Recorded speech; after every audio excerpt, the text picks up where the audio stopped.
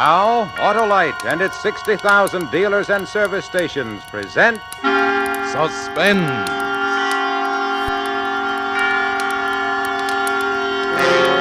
Tonight, Autolite brings you Bob Hope in Death as a Shadow, a suspense play produced and directed by Anton M. Leader.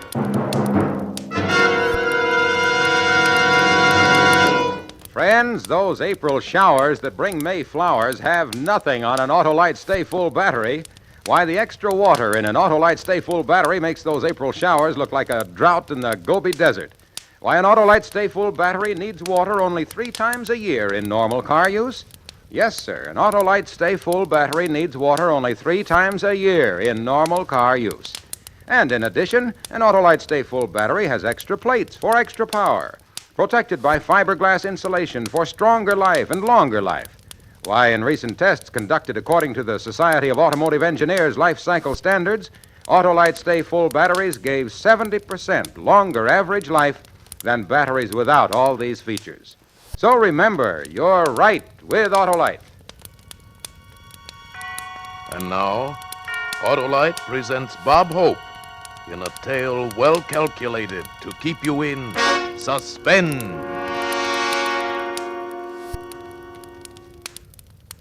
Don't ever answer a telephone just because you've got nothing else to do, just because you're curious.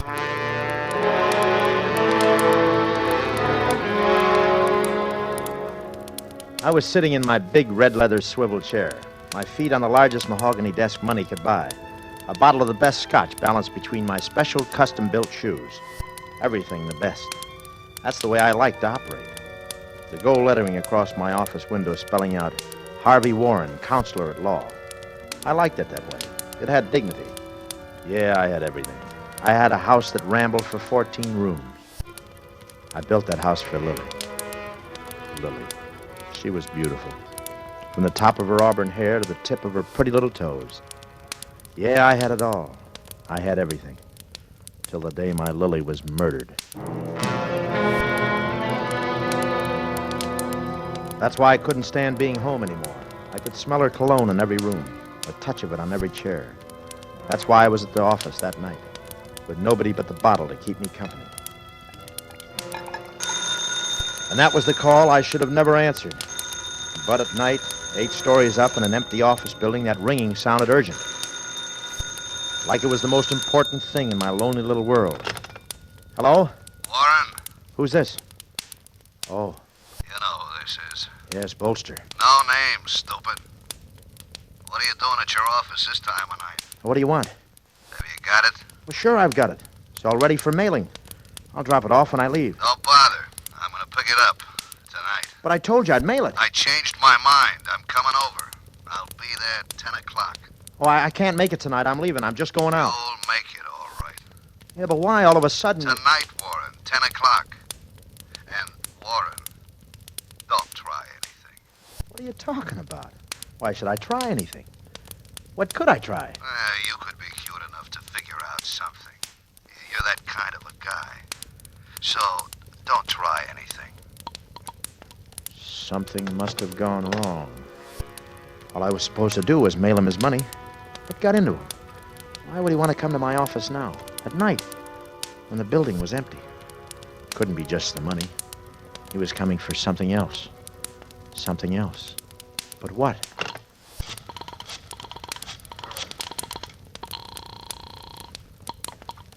Police Department, Johnson. Get me homicide. Now, hold on. He wants homicide, extension 458. Hello? Homicide? This is Homicide. Is Joe there? Lieutenant Joe Scarponi? Who's calling? Harvey Warren. Oh, hello, Mr. Warren. Hope you've been feeling better. Oh, thanks, Mike. I don't have much time. Would you get me Joe? Well, he ain't here, Mr. Warren. Well, where is he? I don't know. I've got to get to him. Something wrong? You've got to locate him, Mike. Well, I've got a whole police department, Mr. Warren. Just say the word. What's wrong? Only Joe. He's the only one that can help me. Well, he may be calling in. Then tell him to call me at my office, will you? Don't make any mistake, Mike. I'm at my office.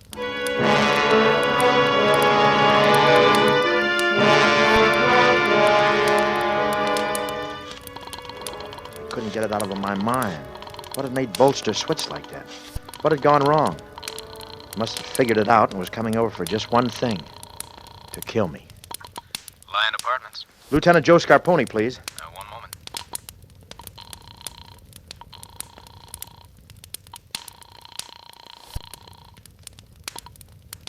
He doesn't answer. Well, where can I reach him? He must have left some kind of a message. Oh, I'm sorry, sir. He hasn't been in all evening. Well, tell him to call Harvey Warren. Yes, Mr. Warren. At my office, understand? Does he have your number, sir? He's got my number. Don't make any mistakes. At my office. He's got to reach me before 10 o'clock. That's tonight, understand? I'll tell him, Mr. Warren. Thank you. Madge. I've got to try Madge. He's got to be at Madge's place. I should have thought of it before. Busy.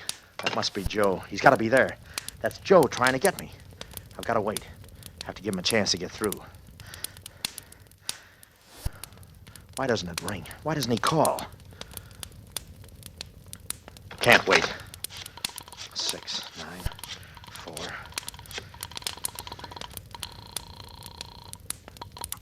Hello? Madge, baby? Oh, hello, Warren. What's this sudden devotion? Oh, Madge, let me talk to Joe, and don't tell me he's not there. Well, of course he's not here, Warren. What's the matter with you? Madge, I gotta find him. Well, I am expecting him. When? Soon. Don't give me double talk, Madge. When? We've got a date, 10 o'clock. 10 o'clock. That's too late, Madge. What's the matter, Warren? Where can I reach him? Where can I find Joe? Well, did you try his hotel? He's not there. We'll call homicide. He's nowhere, Madge. What's wrong, Warren? There's no time to explain. Help me find him, please. I'll do what I can. At my office. Don't forget it. My office. Before 10.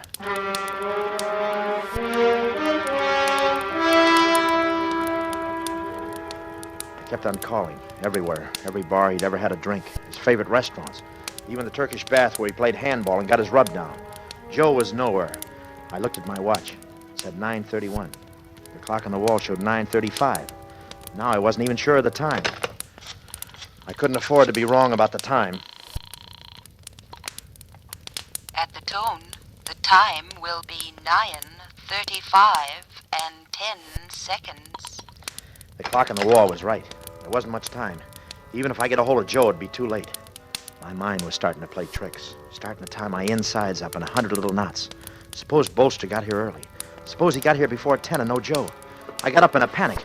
My shirt was soaked wet to my back. I could run, yeah. I could get away while there was still time. But then Bolster would really know something was wrong. Maybe he wasn't going to kill me. Maybe he was just coming for his money. I had to get rid of the hysteria. Had to get a hold of myself. No use playing guessing games. I opened the door.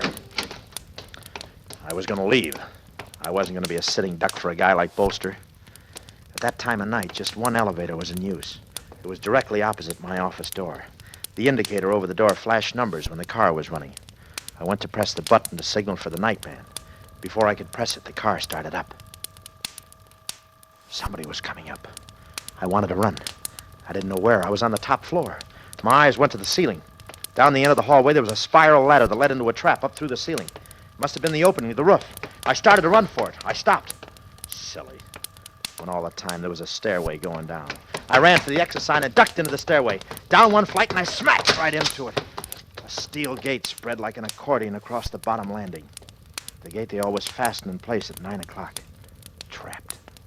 I was trapped. And then I just stood there. Everything quiet. What happened to the elevator? Then I heard the door open. Downstairs, right below. It didn't come up to the 8th. It was the nightman letting off the cleaning woman. I walked back up the steps. The light on the indicator showed the 5th floor.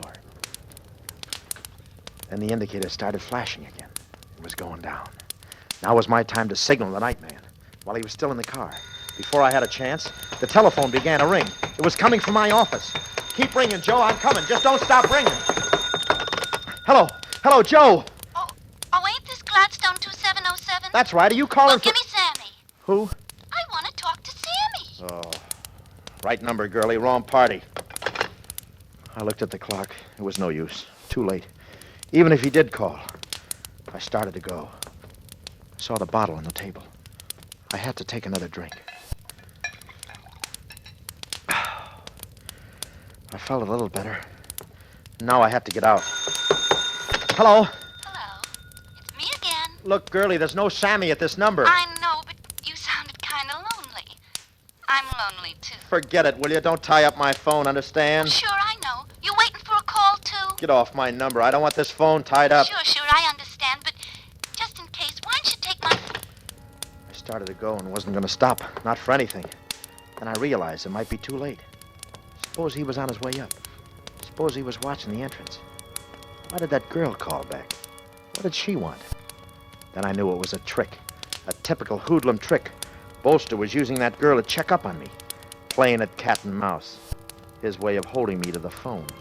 Making sure while he was on his way up. A trick. 20 minutes to 10. The clock kept staring at me. The minute hand beating its way around the circle. 20 minutes to 10. That girl again checking up on me. Who did Bolster think he was kidding? He knew I had to answer that phone. Hello. Warren? Joe, you don't know how I've been trying to get you all night. Yeah, I know. Your line's been busy. Oh, come right over, Joe. What's the matter? There's no time to talk. Just get here. Oh, well, I got a date, Warren. It's on my only night off. You know how Madge is. Joe, this is a matter of life and death. Whose life? My life. Oh, well, I'll be right there. Before 10, Joe. It's got to be before 10.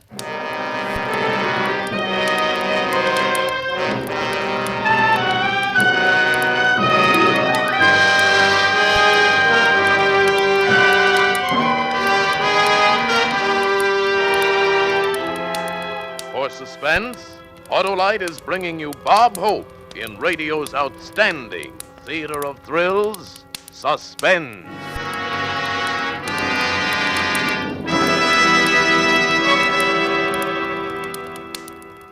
Hello there, Harlow.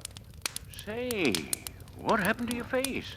Lose an argument with a revolving door? No, Hap, I was at a big community picnic. Oh, sat in the sun too long, huh? Now, I sat at the speaker's table. In fact, that's how... Well, it was like this. There was an audience, so I jumped up and said... An Autolite Stay Full battery needs water only 3 times a year in normal car use. Why, as a matter of fact, I did. I said that dandy, dynamic, dependable Autolite Stay Full battery has a camel hanging on the ropes back in a corner when it comes to capacity. Yes, sir, an Autolite Stay Full battery needs water only 3 times a year in normal car use. But Harlow, your face. I told him an Autolite Stay Full battery has extra plates protected by fiberglass insulation for longer life and stronger life. You said this during the picnic supper? Not only that, I told him in addition how in recent tests conducted according to the Society of Automotive Engineers life cycle standards, Autolite Stay Full batteries gave 70%, yes, 70% longer average life than batteries without all these features. And when I got through, do you know, Hap, they crowned me with a garland of leaves. Yeah, but that doesn't explain about your face. Oh, I huh? forgot to mention the leaves were poison ivy. Oh. And I forgot to mention, here's Suspense. And now, Autolite brings back to our Hollywood soundstage Bob Hope as Warren in Death Has a Shadow. A tale well calculated to keep you in suspense.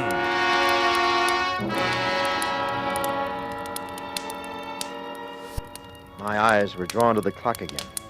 I watched the minute hand cutting down the time. If Joe came with a squad car, he'd be here in a matter of minutes. But it was his night off. Maybe he wouldn't be able to get a cab. I took another drink just for luck. I opened the door and listened for the elevator. It didn't take long. I went into the hallway. The light on the indicator was flashing. 2, 3, 4. Maybe it wasn't Joe. Maybe it was Bolster. How was I to know? I ducked into the stairway landing, watching.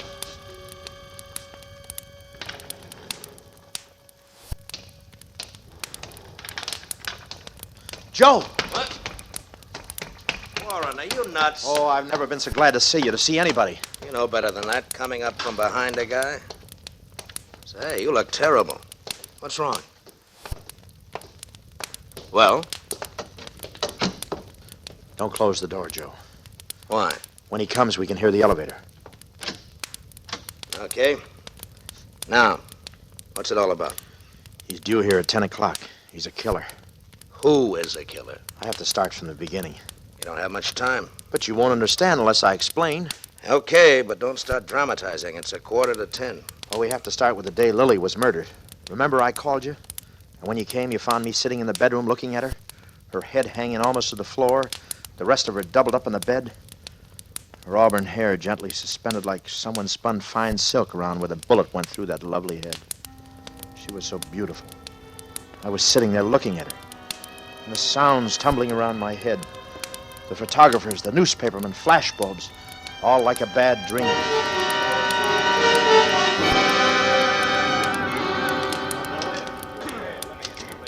Look, can't you take the hair away from her face? I'll cut your head off if you touch that body. Let's see the gun. Show him the gun, Mike. It's a gun. What's there to say? Well, we understand it's Warren's gun. You understand nothing until it's official. The coroner said it happened this morning, about 4 hours ago. Now, how about that, Lieutenant Scarponi? Then quote him. Don't ask me. Mike. Yeah? They had enough. Get him out of here. Oh, wait a minute, not so fast. I want one more shot of Warren. Put that drink back in your hand, Mr. Warren, please. Now, look, fella, don't overdo it.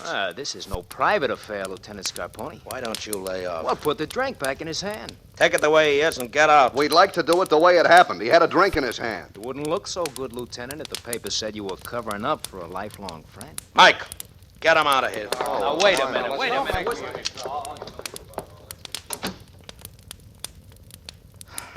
Well, this is some mess, Warren. Yeah. How did it happen? Oh, I loved her, Joe. You knew how I loved her. More than anything in the world. Now look at her. Yeah. You know we've been fighting. Last night was the worst that ever happened. So I ran out of the house. What time? Oh, right after dinner. I went down to the Silver Grill and had a couple. You can check on that. Uh-huh. Then the Biltmore and had a few more. And I remember calling a cab on 7th and Hill. And then, so help me, Joe, that's all I remember. What do you mean that's all you remember? Well, that's all. I drew a blank. We've known each other all our lives, Joe. Did you ever know me to black out? Oh, that's not like you, Warren. But that's what happened. I don't remember anything. Until when? Until I woke up and called you. And where did you wake up? Right here in the bedroom. In bed? No, in this chair. Just like I am now.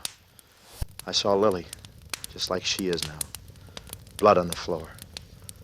I know she's done for. My beautiful Lily. Then I get up to get a bottle. And I sit down again in this chair. I take one good long drink. I reach for the phone on the night table. I call you. I've been sitting here since. With the bottle. Mm-hmm. And, the gun. Is it yours, Warren? You know that gun is mine. It was on the floor. It's the gun that killed her. Joe, do you think I did it? Well, I don't have to tell you how it looks. I know how it looks. What I want to know is, do you think I did it? I'll have to book you, Warren.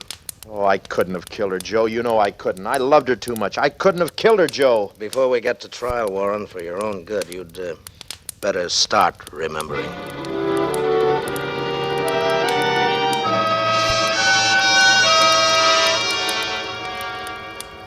Seems like a long time ago, Joe. I just couldn't remember what I'd been doing there in the bedroom after Lily was murdered. Couldn't even remember how I got there. Look, 2 minutes ago, you were scared to death. You were trying to reach me every place in town. Well, I'm here. Do you remember that day in the courtroom? What's that got to do with the killer who's on his way up here? Quite a bit, Joe. That's what I'm coming to. But before he comes, you got to know the whole story. I know the whole story. Not quite. Think back to that day in court, Joe.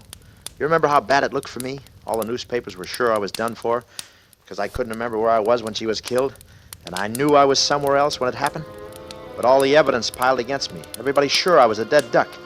You and Madge in court at my side, and the prosecuting attorney pressing the jury for the full penalty.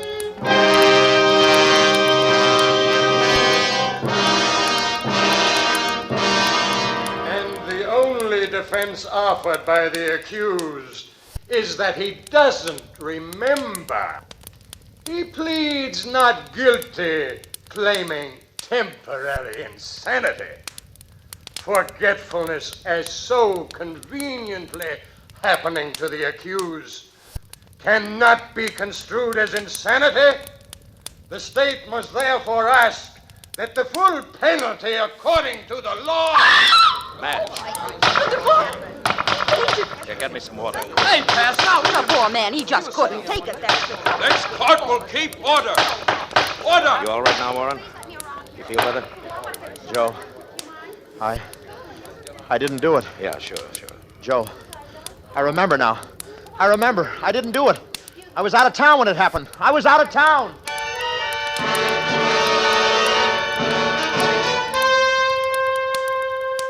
I was out of town when Lily was murdered, Joe, and we proved it, remember?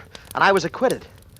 Like a bad dream, wasn't it? Look, for the last time, Warren, is this what you called me up to your office for? What's this got to do with somebody coming over here to kill you? Yeah, like a bad dream. Okay, Warren, I've got a date with Madge. Oh, no, Joe, you got a date with the killer. Then who is the killer?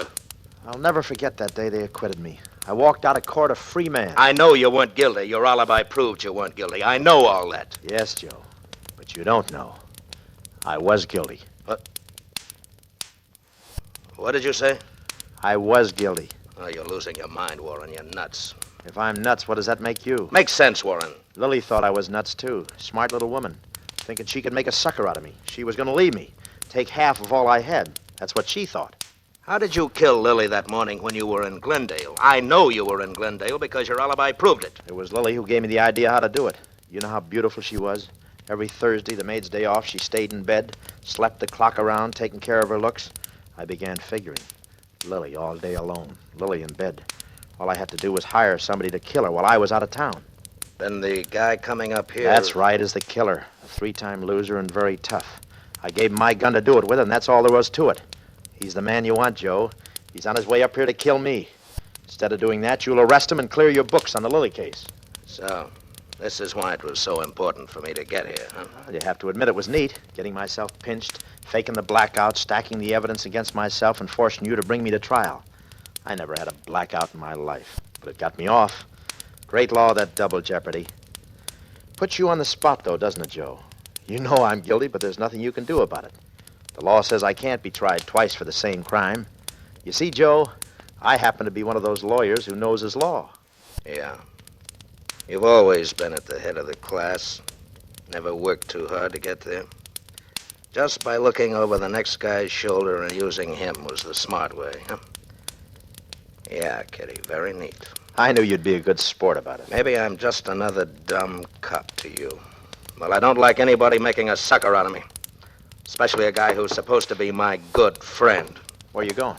You got a date with this killer who's due here any minute. Well, I got a date with my girl. Good night, Warren. We're both gonna keep our dates. Well, Joe, what are you trying to do? You're a cop. You've got to pick him up. He's a killer, Joe. I can pick him up after 10 o'clock, can't I?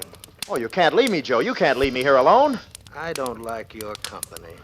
Oh, he's going to kill me, Joe. He's gonna kill you. Now, why should he do that to a guy who pays so well for what he buys? Well, I'm the only one who knows he fired that gun. Are you gentlemen all through for the night? Yeah, I'm all through.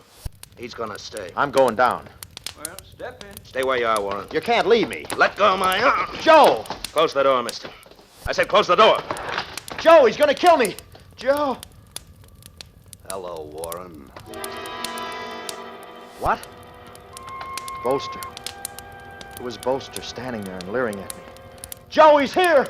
Joe! Shut up. Don't do that again. Where did you come from? Well, you don't think I'd ever use a front door, do you? They build these places with fire escapes, you know. Now, into your office. I started walking. I had to do something. Him right behind. Then I made a break for it, into the office. Then I saw the butt of his gun smash through the window. And then Bolster's hand reached through and unlocked the door.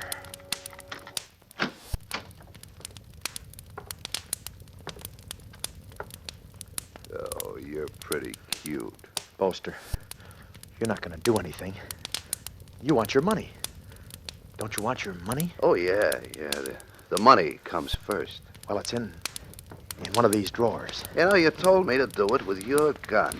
I don't remember which drawer. I couldn't figure it out why a guy should want me to plant his gun. That's strange. I was sure. Warren, where's the money? I'm trying to find it. Don't stall. It was a white envelope. You know, I didn't figure until you went to trial and they acquitted you. That's when I began to worry. So many white envelopes. But I still wasn't sure until tonight, when I got here, when I see what you've been up to. Find that dough. I'm trying. I misplaced it. And then it hit me. You was free, and I was liable. No more tricks. It should be. Find that dough. Here it is. On the desk. Lay it down. Yeah. Now, turn around. Well, don't you want to see if it's all here? Turn around. And like a dumb 6-year-old kid, I turned around. It was the funniest sensation. Hearing the shot, feeling the panic. But nothing happened. I turned around. Bolster's eyes started to roll. His mouth opened like he had something to say. And then he dropped. No, it didn't happen to you, Warren. Joe. The elevator opposite your door and the broken window, you can thank them both. Oh, you're a very funny guy, Joe. That's some game you played. Is he dead? He's dead. Hey, what are these for? I'm holding you for murder. Murder? How can you be so dumb? I was acquitted, remember? You can't try me again. I'm talking about this murder. Are you crazy? I didn't shoot Bolster. I didn't even have a gun. I thought you were one lawyer who happened to know all about the law. Or didn't you know that it makes no difference who shot him? The two of you were committing a felony. And the law says all accessories to a felony are equally responsible for all acts resulting from the felony. Unquote. But Joe... Including homicide, Warren, including homicide. I don't know all about the law like you, Mr. Harvey Warren. I only know just enough to get by. Let's go. Joe, wait a minute. Joe, I think I'm gonna faint. I'm gonna black out, Joe. Wait. You see, I don't remember a thing, Joe. So help me, Joe. I don't remember.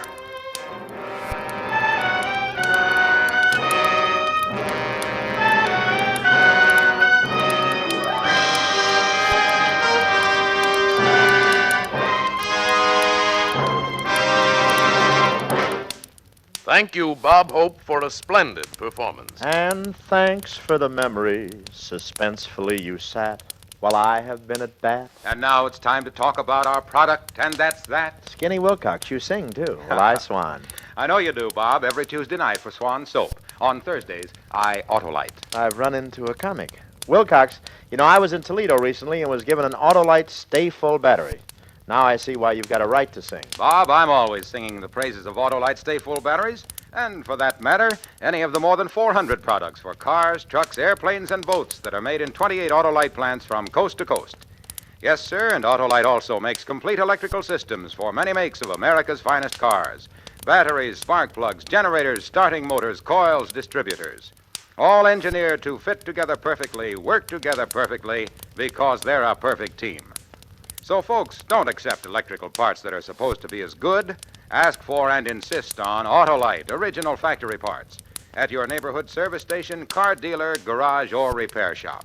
Remember, you're always right with Autolite.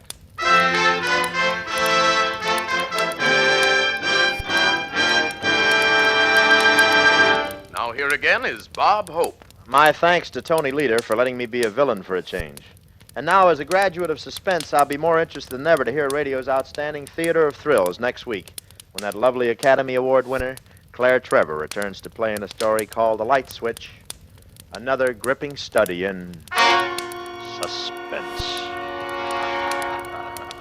Bob Hope will soon be seen in the Paramount picture Sorrowful Jones. Tonight's suspense play was written by Joe Pagano with music composed by Lucien Morawek and conducted by Lud Gluskin. The entire production was under the direction of Anton M. Leader. In the coming weeks, Suspense will present such stars as James Stewart, Joan Crawford, Frederick March, and many others. So make it a point to listen each Thursday to Suspense, radio's outstanding Theater of Thrills. And next Thursday, same time here, Claire Trevor in The Light Switch. You can buy Autolite Stay Full batteries, Autolite resistor spark plugs, Autolite electrical parts at your neighborhood Autolite dealers. Switch to Autolite. Good night. This is CBS, the Columbia Broadcasting System.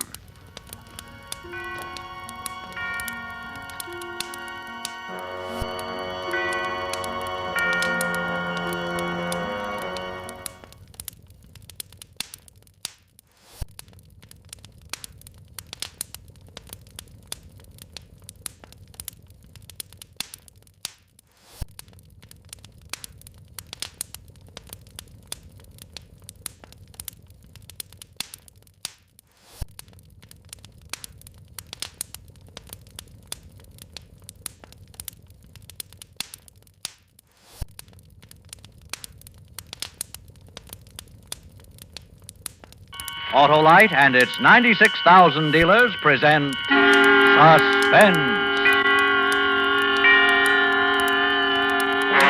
Tonight, Autolite brings you Mr. Charles Boyer in the case of Henri Vibar, a suspense play produced and edited by William Spear.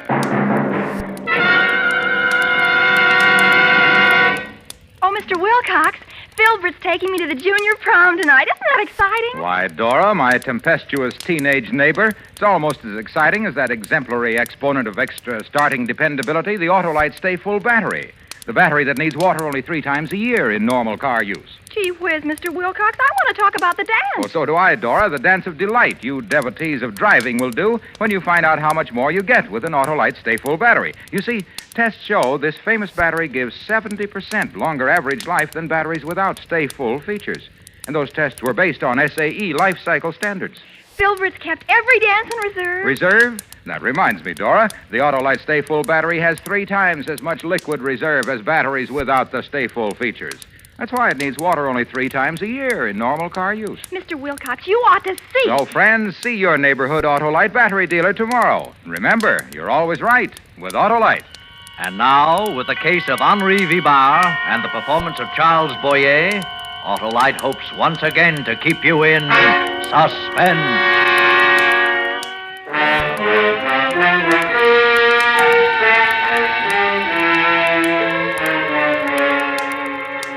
I watched the taxicab enter the gate and roll slowly up the driveway toward the entrance. Gladstone Memorial Rest Home is a big, busy place. Dozens of cars come and go every day, and yet somehow this cab caught my attention and held it. It seemed to fascinate me. As it approached, yes, I got a definite feeling of menace from it. These warnings, these premonitions, they come to me whenever I'm in danger. Danger? What danger? The cab stopped just below my window, and a man got out. Sergeant Jack Freeman of the London Bureau of Missing Persons. He came here often, checking on new arrivals. Nothing to fear from Freeman. He's just a big, good-natured moron. But now he was assisting a woman from the cab. The sight of her made something snap inside my head. The woman was Mary, my wife. Mary, the sudden sight of her made me furious. I would have enjoyed striking her dead then and there. But how was it possible? Mary, free, walking around like a decent woman? She'd been convicted of murder, sentenced to life in prison. Now, was it possible she was out on parole? No, English justice is harsh with killers. And Mary's crime had been cold-blooded murder. Suddenly I understood. Mary was being brought here to Gladstone Rest Home to identify me. Such simple people. Trap and Rivibar. It was amusing. I might have a few unpleasant moments, but that would be all. I would make a fool of her. I'd always made a fool of her. I remained by the window for some time, planning just what to say and how to act. After a while, there was a knock on the door. Oh, this would be Dr. Sampson, the chap who runs this place. Nice fellow, Sampson. Not too smart, but... Come in. Good afternoon, Monsieur Leclerc. Oh, Dr. Sampson, come in. You have a visitor. Sergeant Freeman again. He'd like another chat with you in my office. Oh, Freeman, the bloodhound. Tell me truly, Doctor, does he ever find any of the people he looks for? Oh, indeed he does. Hundreds of them every year. Well, he has failed utterly in my case. With you, monsieur, he has a good excuse. Most victims of amnesia have people searching for them, friends or relations who can identify them. I'm beginning to think you'll just have to recover your own memory. Recover my memory? I wish I could forget. A few minutes later, I was sitting across the desk from Sergeant Freeman. I had the upper hand, of course, because I knew what was coming. As usual, he was humble, apologetic, and yet, for the first time since I'd known him, I got a definite feeling that he was deliberately trying to trap me, catch me in some trifling mistake. Yes, I have an instinct that warns me. Just a few more questions, Monsieur Leclerc. Well, as many as you like, Sergeant. You're looking very well. Oh, thank you, sir. Now, think hard, sir. Does the name Vibar mean anything to you? Henri Vibar? Vibar? Vibar. No, I can't say it does. How about Falmouth? Ever spend a summer at Falmouth down in Cornwall? Never heard of the place, Sergeant. Very well. How about the name Willard, an American, retired sea captain? Sickly old fellow in a wheelchair. Oh, tell me more about him, Sergeant. Well, sir, unless we're wrong again, you married his daughter. Oh, a wife and a father-in-law. You're very generous, Sergeant. Did you bring them along? Captain Willard was an invalid. He committed suicide. Felt he stood in the way of his daughter's happiness. Left a bit of money, though, about 10,000 pounds. I could hardly keep from laughing at Freeman. He went on telling how Mary and her father came to England on a visit, how I met her at Falmouth, how her father objected to our romance. Freeman had most of the facts straight, except that Captain Willard did not commit suicide. No, I arranged that little matter. It was quite easy. He suffered from a bad heart condition, took strychnine for it, so I managed to contrive an overdose for him. I put it in his pot of tea. He had bitter tea, I imagine, but then he liked it strong. When Mary and I returned from the beach, he was dead. But he didn't leave 10,000 pounds, more like 5,000. Freeman went on with the story, on and on. I'm completely wrong. You and Mary Willard were married, settled up Captain Willard's estate, which was practically all cash, then went up to London to live. Now, Monsieur Leclerc, does none of that strike a familiar note? You seem to think it should. Why, Sergeant Freeman? Because you've been identified from those pictures we took of you when you first came here. Really? Who? Oh, the woman, of course. Yes, sir. Mrs. Vibar says you are her husband. Well, she probably discovered that I have money, and... How? How could she possibly know that, sir? Well, you could have told her, Sergeant Freeman. Innocently, of course. It's no secret. Oh, I don't mind, but it makes me a perfect target for designing women. One moment, Monsieur Leclerc. Let's talk about your money for a while. Doesn't it strike you as strange that a man could walk into this rest home, as you did 3 years ago, carrying $200,000 in American money? Why, of course it's strange. Suppose you had committed a crime. Wouldn't it have been a perfect way to elude the police? Yes, but if I were a criminal, you would have my fingerprints. You said so yourself 3 years ago. Remember? You came here carrying nothing but money. No extra clothing, no papers, nothing by which you could be identified. Now, Sergeant, what sort of crime are we discussing? Murder?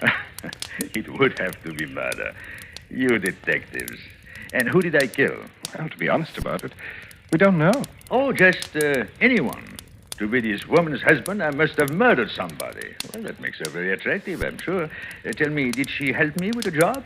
She was tried for the murder, convicted, and sentenced to spend the rest of her life in prison.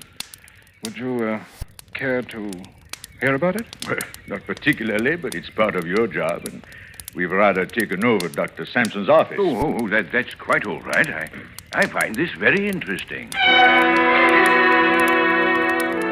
Well, it's not interesting to me, because Freeman had the story all wrong. He just knew Mary's side of it, and there was so much she didn't know. We buried the old man, got married, collected the old man's insurance, then went up to London to live. It was very nice for a few months, but the money didn't last long. Very soon I was broke. Nasty feeling, being broke. Makes me nervous, uncertain of myself. Fortunately, just as things were getting really bad, I met an American friend, a chap I had met in New York a few years before, named Nate Blackburn. He had a lot of American bonds, hot bonds he called them, but he didn't know how to dispose of them. It was a simple matter for me with my connections on the continent. Blackburn stipulated one thing. He wanted to be paid in American dollars. That delayed matters for a few days, and finally, when I received the money, I decided not to share it with Blackburn. So, instead of keeping my appointment with him, I went to my hotel, sent Mary out on a fool's errand, and packed my grips for a quick disappearance. I'm very clever at quick disappearances. I was all packed, ready to leave, when there was a knock on the door. That startled me. If Blackburn didn't know where I was living, and Mary couldn't get home for an hour. Who could it be? Again the knock. My nerves steadied down. They never fail me in a tight spot. Hello? What is it? Sergeant Randall, Scotland Yard. Well, what do you want? Some information, that's all, sir. Did you attend the Palladium last night with a man named Nate Blackburn? Why, yes. Yes, I did. What about it? We're trying to find Mr. Blackburn.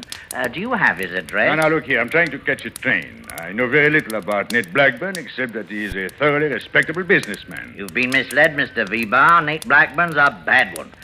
Tell me, did he talk to you about bonds? Bonds? What sort of bonds? Stolen bonds, Mr. V-Bar. They're part of an American post office robbery during which 2 policemen were killed. Only today we traced the bonds to Nate Blackburn. But he seems to have disappeared. Now, this is too silly. Please, clear out. See me some other day. Oh, too bad, sir. I can't. We must get Nate Blackburn's address. Well, suppose I say I don't know it. Oh, I can't accept that, Mr. V-Bar. Perhaps you better come along with me to the yard. If you can convince Captain Nichols... Now, one moment, please. Blackburn did give me his address. Well, if I remember it and give it to you, will you go away and stop bothering me? Mr. V-Bar, I asked you a simple question. All I want is an honest answer. All right. I'll give it to you. Blackburn lives at the Afton Hotel, Suite 618. You dirty, rotten, scurvy rat. No, I mean it. He's probably there right now. Here, I'll get him on a telephone. Never mind the phone. Of course he's there. Waiting for you to show up with our money. Where is it? What became of your English accent? Come up with that dough and quick. Well, I don't have it. I put the money in the mail. I've been tailing you all day. I saw you sell the stuff an hour ago. Come on, V-Bar. I want the money. That gun doesn't frighten me. You wouldn't dare kill me. No, but I can put a couple of slugs in your legs. How about that? Want to be a cripple the rest of your life? No, wait. Wait. I intended to deliver the money to Nate personally, but, well, since he doesn't trust me... Now, please, put that gun away. There, that's better. I have an aversion to firearms. Where's the money? There, in that grape on the table. Huh? The small one. Good. Old bills. Not in sequence.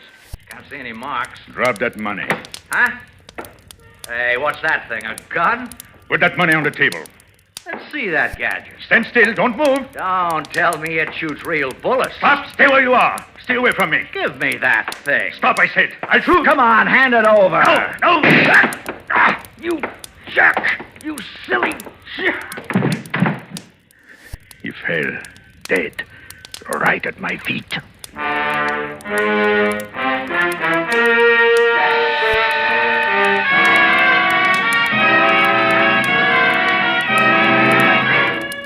Autolite is bringing you Charles Boyer in the case of Henri Vibar, tonight's production in radio's outstanding theater of thrills, Suspense.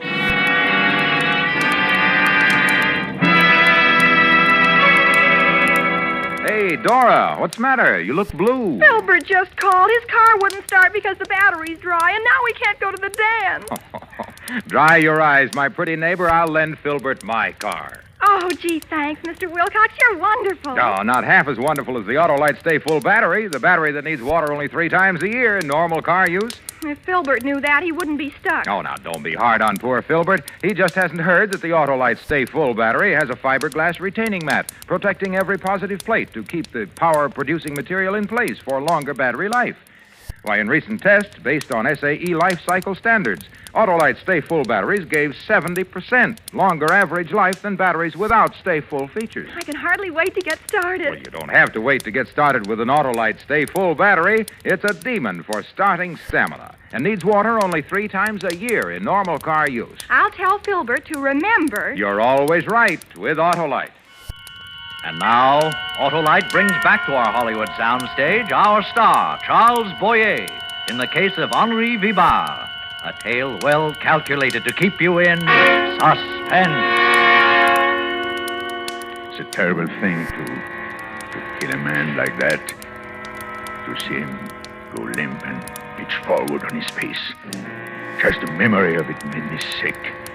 I must have betrayed my feelings because Sergeant Freeman stopped whatever he was saying.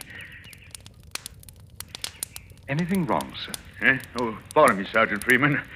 My mind strayed for a moment from what you were saying. But you look ill, monsieur. What? Are you sure you feel all Oh, right? I'm quite all right, Dr. Sampson. Sergeant Freeman, please continue with your story. I found it quite interesting. Oh, thank you, sir. Well, when Madame Vibar returned, her husband had a fantastic story to tell her. Only a woman in love could have believed such an Fantastic tale. There you have an example of Sergeant Freeman's intelligence. Fantastic? It was a masterpiece. Far above anything his meager brain could understand. I think I told you how my mind works best in a crisis. Well, it worked now, like a well-oiled machine. Had nothing to fear from the police. I could explain this dead man as a thief or a burglar. But what about Nate Blackburn? After this, it never stopped looking for me. Nate is a killer. Human life means nothing to him. No, I'd have to disappear. Make it absolutely convincing. Well, I could do just that. No one, not even my adoring wife, would ever hear of me again. I would dissolve into thin air and take $200,000 with me. The sight of the dead man sickened me. So I dragged him into the bedroom and closed the door. Then I sat down and planned out every detail of the wonderful scheme. Of course, I wiped my fingerprints from the little gun I had used and left it on the table where my wife would be sure to handle it. Funny thing, Nate and I had talked about fingerprints. He had bragged that none of his men had ever been fingerprinted. Neither had I. Maybe that's what gave me the inspiration. By the time Mary came home, I had every detail of my plan. Hello, dear. Your man didn't show up, maybe. Henry, what's the matter? Mary, I'm in trouble. Trouble, dear? What? I killed a man. Henry, don't fool about such things. I'm not fooling, Mary. Look, here. Oh! No, don't go in. Henry, who is it? How did it happen? Good girl. I was afraid you'd go to pieces. Never mind me. What about you? Well, I'm in for it, I guess. No, it couldn't have been your fault. You wouldn't hurt anyone. Please, Henry, how did it happen? Well, this man in there, he gave me some bonds. Asked me to sell them for him. I lost them. Don't ask me how. Some thief must have picked my pocket. Anyway, this man came up here today and demanded the bonds or the money from them. I tried to explain, to reason with him, but he wouldn't listen. He got rough, and I managed to get that little gun of yours. We struggled for it. It went off and... Well... No, but it was self-defense. Oh, what English jury would believe that? The man did give me the bonds, for witnesses. Who would believe I didn't sell them and keep the money, and then kill that man to keep him from talking? We've got to be practical, Mary. Did you call the police? No. I waited for you. Why, Henry, why? Because there is a possible way out if you'll stand by me. Stand by you? Why, I'll do anything you say. Mary, it will take nerve. If you weaken... Henry, you're my husband. I love you. Tell me what to do, and I'll do it.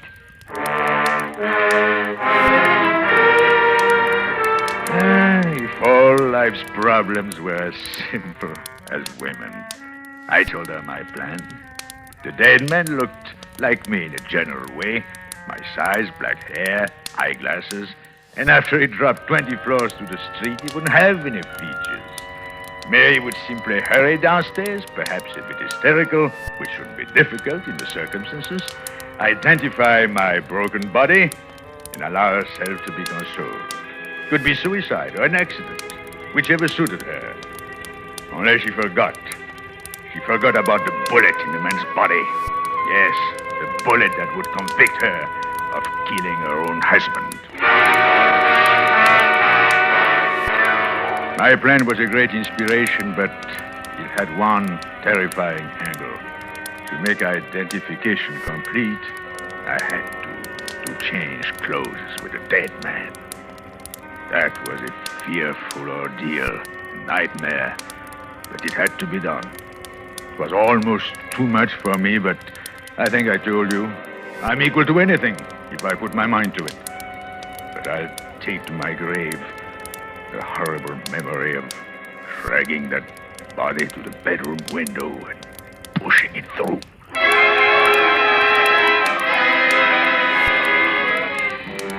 I walked down the back stairs, 20 flights of them. I saw the crowd in the street around the body.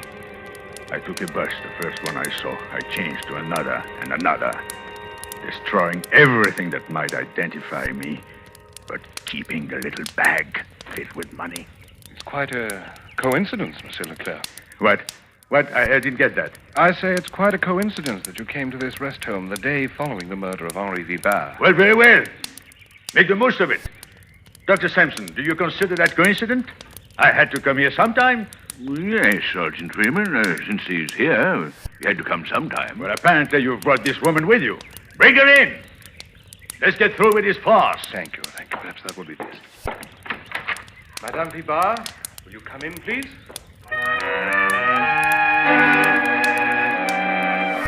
The big moment. And I wasn't even excited. I'm like that. Little things may bother me, but big things, really important things, and my nerves are like steel.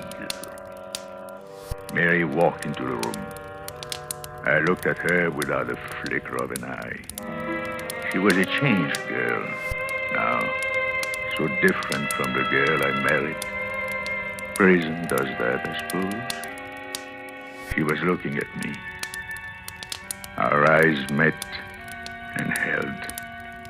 For a moment, there seemed a shadow of doubt in her face. Then she took a step toward me. Hello, Henry. Now, young woman, please. Don't try to involve me in your troubles. I have plenty of my own. Henry, it won't do. You can't get away with it. Now, Dr. Sampson, this woman is either crooked or crazy. Let's take this calmly. Madame Vibard, you're positive this man is your husband? Oh, yes. This is Henry Vibard. He pronounces it Henri. Never mind the pronunciation. Is he the man? Yes, sir. He's changed a little. It's only 3 years. But he looks older.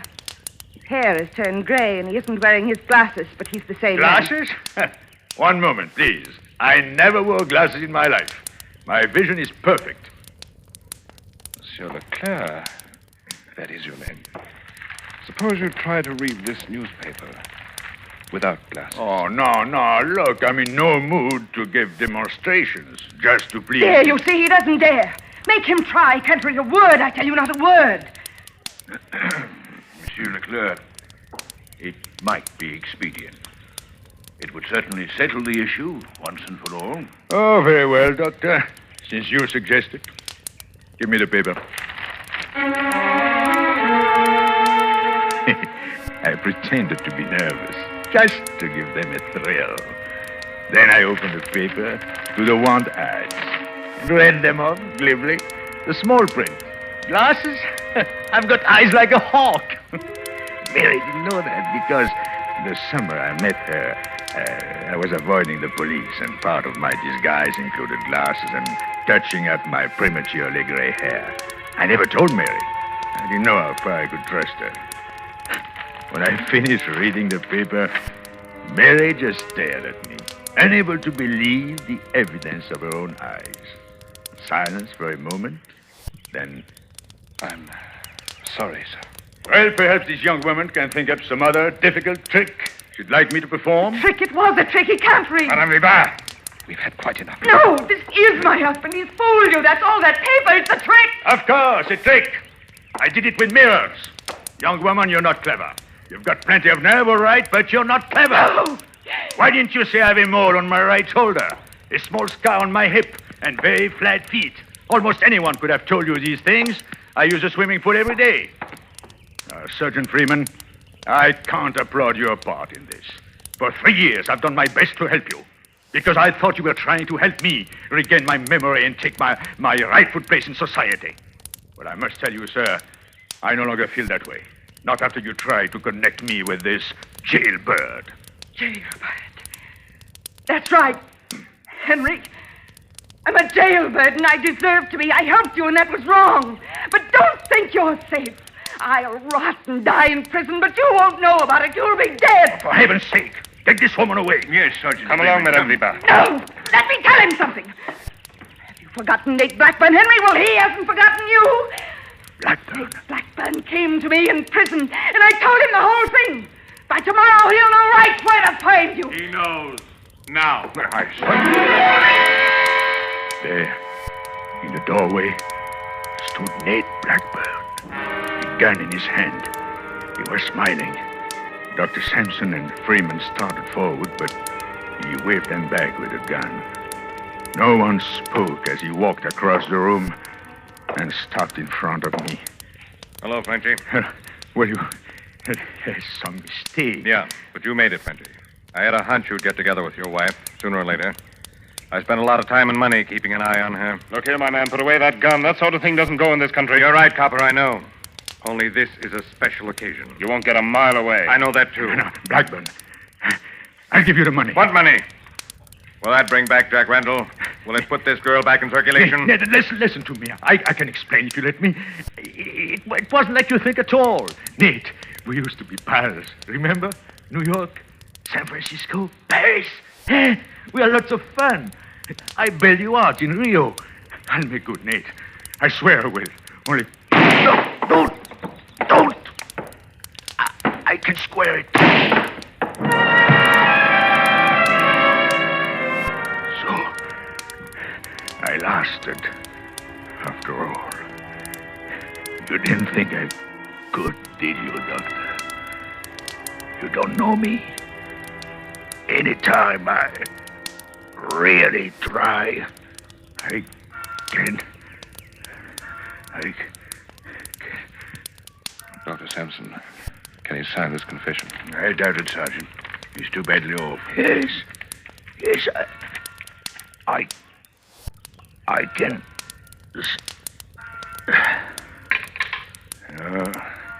I didn't think he could. Is he gone? That's all. Strange fellow. Not at all the criminal type. Hmm? What is the criminal type, Doctor? I've never found it.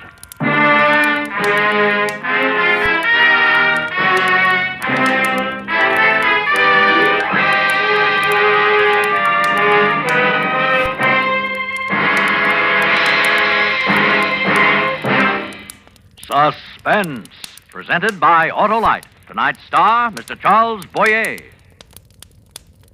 Mr. Wilcox, why do you always say you're always right with Autolite? Because, little jitterbug, it's true. Autolite makes more than 400 products for cars, trucks, planes, and boats in 28 plants coast to coast.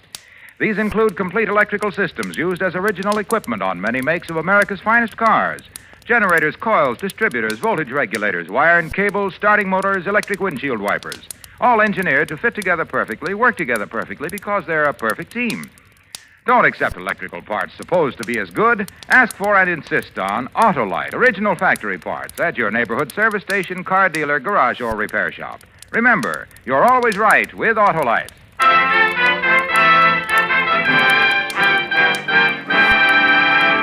Next Thursday for Suspense, our star will be Mr. Broderick Crawford. The play is called Deadline, and it is, as we say, a tale well calculated to keep you in suspense.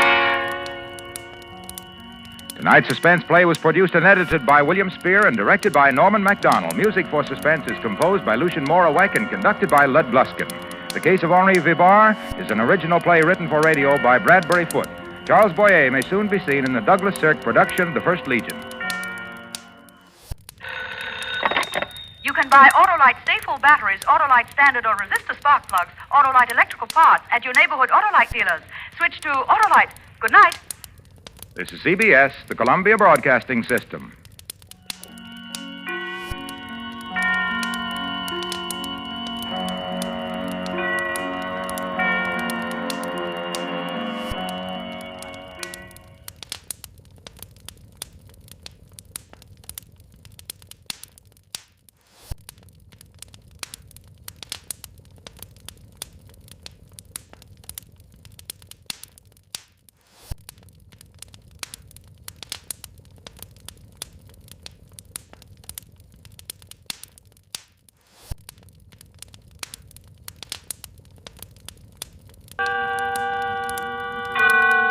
Autolite and its 96,000 dealers bring you Mr. J. Carroll Nash in tonight's presentation of Suspense.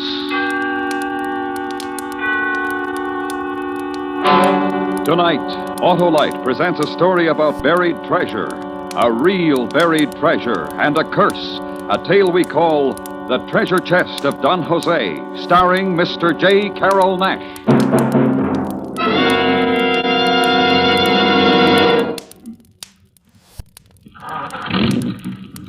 Hey, Hap, what are you doing? Getting a fast start with my Autolite Stay Full battery, Harlow. Ah, you bet. Fast and dependable. And best of all, that Autolite Stay Full needs water only 3 times a year in normal car use. And I know why, Harlow. Sure you do, Hap. It's because the Autolite Stay Full has over 3 times the liquid reserve of batteries without Stay Full features. Right, Harlow. So, friends, visit your nearby Autolite battery dealer soon. He services all makes of batteries and has an Autolite Stay Full for your car if a replacement is needed. To quickly learn his location, just phone Western Union by number. And ask me, Operator 25, and I'll gladly tell you the location of your nearest Autolite battery dealer. And remember, from bumper to tail light, you're always right with Autolite. And now, with The Treasure Chest of Don Jose and the performance of Mr. J. Carroll Nash, Autolite hopes once again to keep you in suspense. This is not a pretty story. There is blood in it, the blood of men and women. There is a curse in it, and gold. But it is a funny story. It is a joke. A great joke I cannot laugh at. It is a joke on me.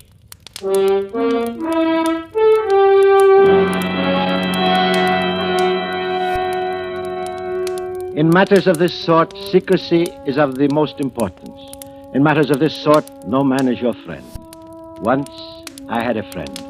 We lived together in my little house on Black Cay down in the Gulf of Mexico. But then the hurricane struck, and everything was different. The wind blew for 2 nights and a day, and when the waves piled up on the quay and swept away the house, it was my friend Pedro who dragged me away unconscious and lashed me to a ring bolt on our little dock and saved my life. Next day, the sun was shining again, but there was nothing left on my little island. The splintered planks that once had been the house of my father were scattered among the stripped palm trees, and even the big chimney that was built by my great-grandfather was a pile of broken bricks. There was nothing but blue sea and a bright sun and heaviness in my heart. Even the chimney. What would you expect from such a wind? Aye, my friend. So now at last the curse of the Gasparias has fallen on you? Curse? You speak foolishness. It was a hurricane. So it was, but a hurricane sent especially to destroy you? You cannot believe that silly tale. Did not your father perish from a bolt of lightning that struck him from a cloudless sky? The doctor said it was a heart attack. And your grandfather pulled into the sea by a giant octopus? He was washed overboard during a squall. And all because of his father, Don Jose, the king of the pirates. And the curse put upon him and all the Gasparias by the beautiful Doña Margarita, who preferred death. Oh, you prattle like a schoolboy, you who have never been one day to school. Come, we will clear up this mess and build the house over again.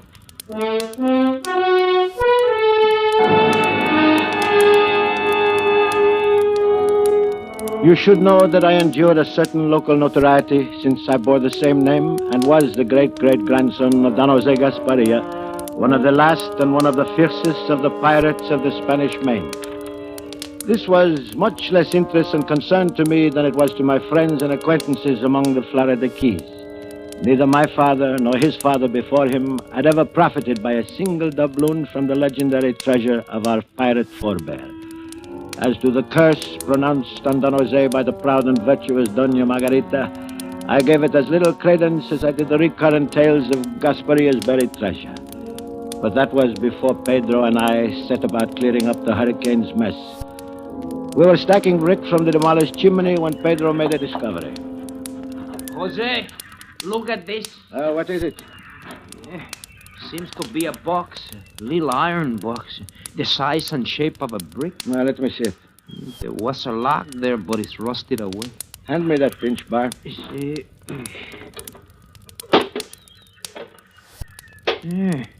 There's a paper inside there. Yeah, it is very old. What does it say, Jose? Oh, nothing. It's just an old paper. Looks like... Looks like a poem, Yes, yes. Oh, I remember now. It is a nursery rhyme from my father. And then he copied it for me when I was a little boy. But what's it doing in this old iron box? Oh, I must have hidden it away once when I was playing. Well, amigo, come. We shall get back to work, huh?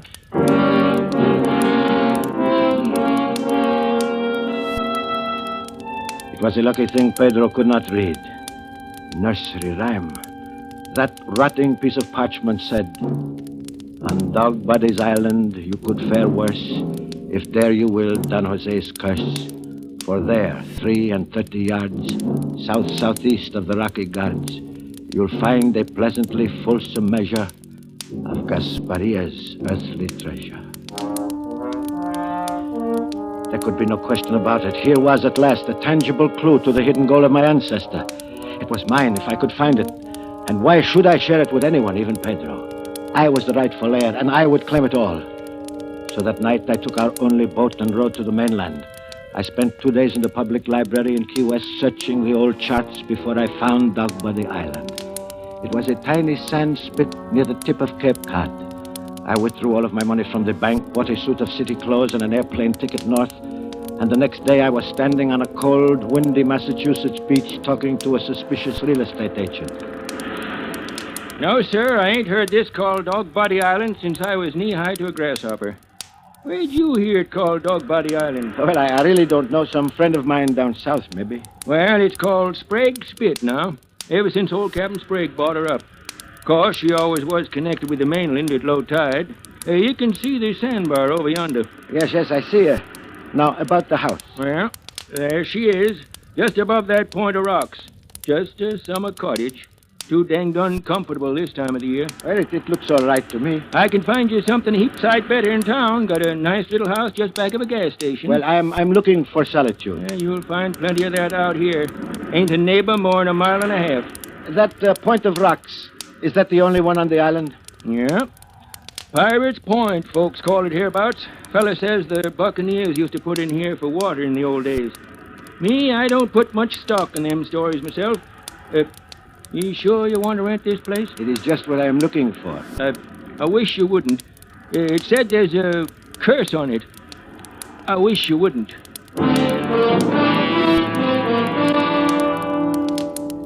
It was perfect. My little rented cottage on the beach. Quiet, secluded, and yet within view of that rocky point, which must be the same one Don Jose called the Rocky Guards. There was a stack of firewood beside the kitchen door, and in a shed back of the house there was even a long-handled shovel. A most fortunate circumstance, since I did not want to create any suspicion in town by purchasing one. I can tell you I scarcely slept that first night. So great was my eagerness to be up in the morning, pace the 33 yards south-southeast of the Rocky Guards, and begin digging for my treasure. 29, 30, 31, 32. Morning. Oh, good morning. Looks like it's gonna be a nice day. Yes, it does. Gonna do some digging?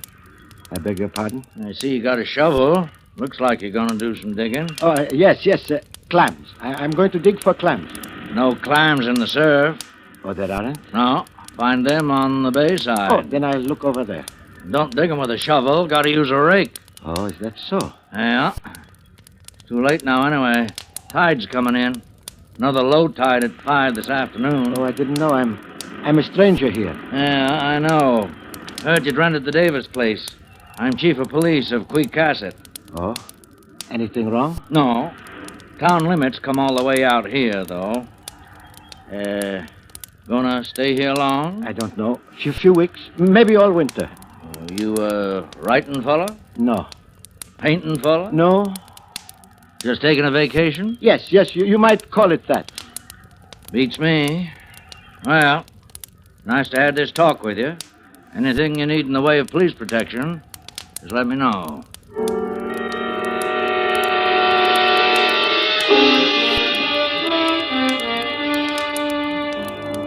He couldn't know. How could he know? Nobody knew about the treasure clue but me. Yet he seemed so suspicious, and he asked me so many questions. Well, I went back to the house, sat by the window until he was out of sight up the beach. But by that time, the tide had come in and the treasure was buried by the ocean. So I waited until 5 o'clock when the tide was low. And then, carrying a gasoline lantern, I paced off the 33 yards south-southeast of the Rocky Gods and set to work. Although the evening was chilled with a brisk breeze blowing in from the sea, I soon had shed my coat and was dripping with perspiration. I lost all track of time and place and my own identity. I was a machine attacking the wet, sliding sand with huge bites of my shovel, widening the hole as it grew deeper until my lantern threw long shadows across the opening that had now become large enough for a coffin. Then my shovel hit something solid. I reached for my lantern, and there, under its lifeless green glare, was a section of rotting wood. I shoveled wet sand to one side. There was a rusted iron strap. I had found it. An iron-bound chest. The treasure chest of Don Jose Gasparilla. It was almost too much to bear. Suddenly my dampened shirt chilled me, and I was seized with a fit of shivering. Then I began crying like a frightened child. How long I crouched there in this agony of relief and joy I cannot tell, but suddenly above the sound of my own sobs and the pounding surf and the sighing wind, I heard voices.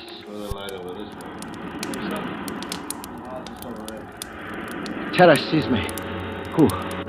Who came now to violate my supreme moment? Who now threatened to deprive me of what was rightfully mine? I turned the lantern out, scrambled from the hole. A few yards away, I could see the beam of a flashlight slowly approaching. I ran, hid behind a ledge of rocks, my heart drumming in my ears, my held breath screaming in my tightened throat, trying to listen, trying to see.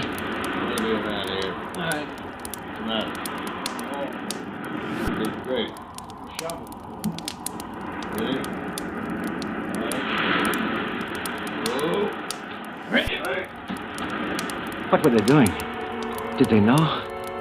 At last it was quiet. I watched their light as they made their way across the island toward the bay. And then after a long time, I heard the cough of a motorboat. Still I waited until the sound of the receding motor was lost in the sighing wind and the hiss of the nearby surf. Then I lit my lantern and went back to my diggings. The hole, it was half filled, and suddenly my terror turned to rage. What had they done? I began digging savagely. But almost at once my shovel hit something that was softer than the chest and yielded to the pressure. I seized my lantern, crouched over for a closer examination, and found myself looking into the still open and vacantly staring eyes of a corpse.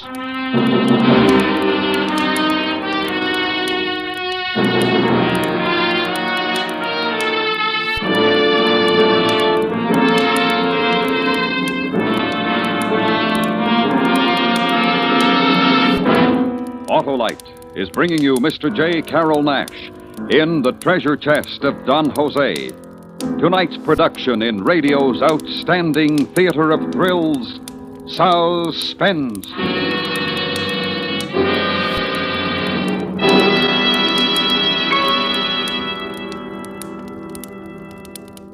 Say, Harlow, wait a minute. Do you mean everyone? Everyone, Hap. Positive? Positive, Hap.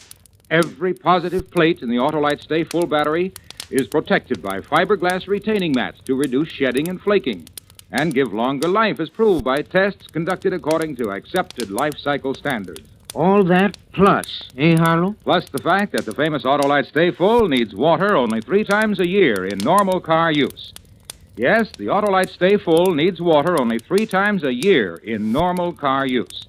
So, friends, visit your nearest Autolite battery dealer and ask him about an Autolite Stay Full battery for your car if a replacement is needed. He services all makes of batteries, and he's conveniently located. To quickly learn his address, just call Western Union by number and ask for me, Operator 25. I'll gladly tell you the name and location of your nearest Autolite battery dealer. where you can get your Autolite Stay Full battery, the battery that needs water only 3 times a year in normal car use. And remember, from bumper to tail light, you're always right with Autolite. And now, Autolite brings back to our Hollywood soundstage Mr. J. Carroll Nash in Elliot Lewis's production of The Treasure Chest of Don Jose. A tale well calculated to keep you in suspense.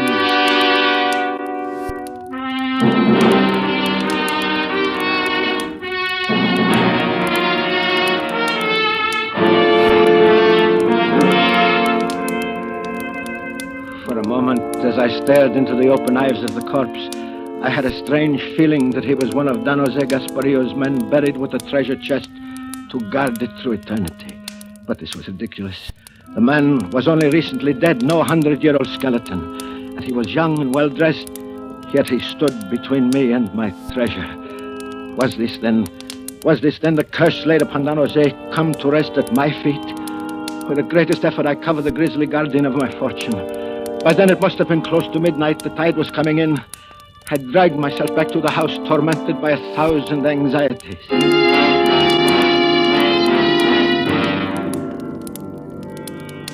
Sometime toward dawn, I must have fallen asleep. For the next thing I knew, it was past noon and someone was pounding on my door. Hey! Anybody home? Just a minute. I'm coming. Oh, it's you, Chief. Good morning. Afternoon now. What? Oh, I'm sorry. I was sleeping. Thought you was dead. Dead? Yeah. Took long enough to waken you. Excuse me. I had insomnia most of the night. Insomnia, huh? Mean you was awake? Yes. Most of the night, you say? Why, yes. Hear anything peculiar out here? Why, no. What do you mean? Prowlers or such? Why should anyone be prowling out here? Didn't say there was. Asked if you heard anyone. No, I didn't. Gotta check. This being in the town limit. Why? Is anything the matter? Yeah. Kidnapping. Murder, maybe. Murder? Yeah. Ain't you heard it on the radio? I haven't got a radio. Sure. Great consolation for a man living alone. What happened? Tell me. Young Harvard fella, sinful rich. His father paid the ransom, $20,000. The kidnappers didn't deliver the boy. Got a 3-state alarm out for him. Think they're on the Cape somewheres. We're just checking. What makes you think they'd come out here? Oh, don't know. Hunch partly. Partly because somebody borrowed one of Jen Chantry's boats last night. Found a blood stain in the cockpit this morning. Didn't see him. No, I told you I didn't. Yeah, so you did. Well, we'll catch them, of course, if they're on the Cape. Sooner or later, we'll catch them. Ransom money's in small bills, all marked. They'll get hungry sooner or later and spend some. Besides, we got a pretty good description of them. Let me know if you see or hear anything. Yes, of course. I'll be glad to. Yeah, just checking.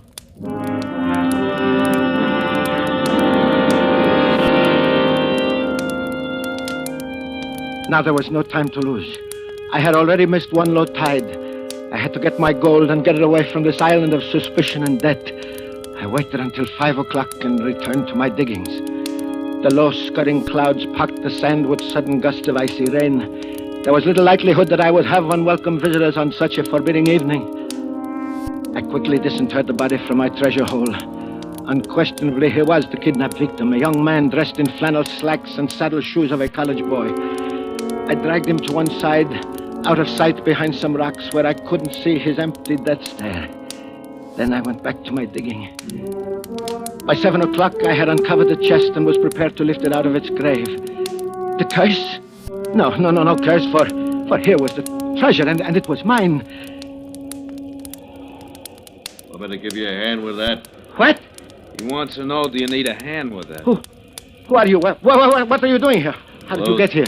Low tide. Walk. Get out of the hole, Pop. Answer me. Help Pop out of the hole. Yeah. Come on, Pop.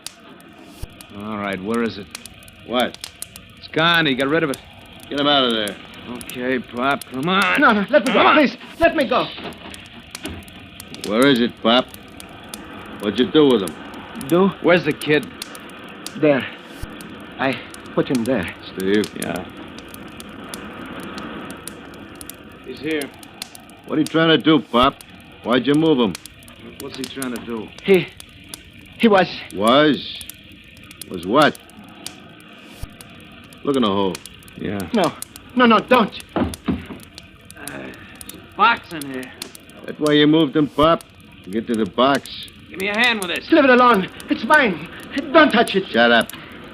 Yeah. See it? What do you got, Pop? Treasure? Buried treasure? Don't laugh. Maybe that's what it is. Let's get it out of there. Leave it alone! Leave it alone! I told you to shut up. All right, Steve, let's get it out of there.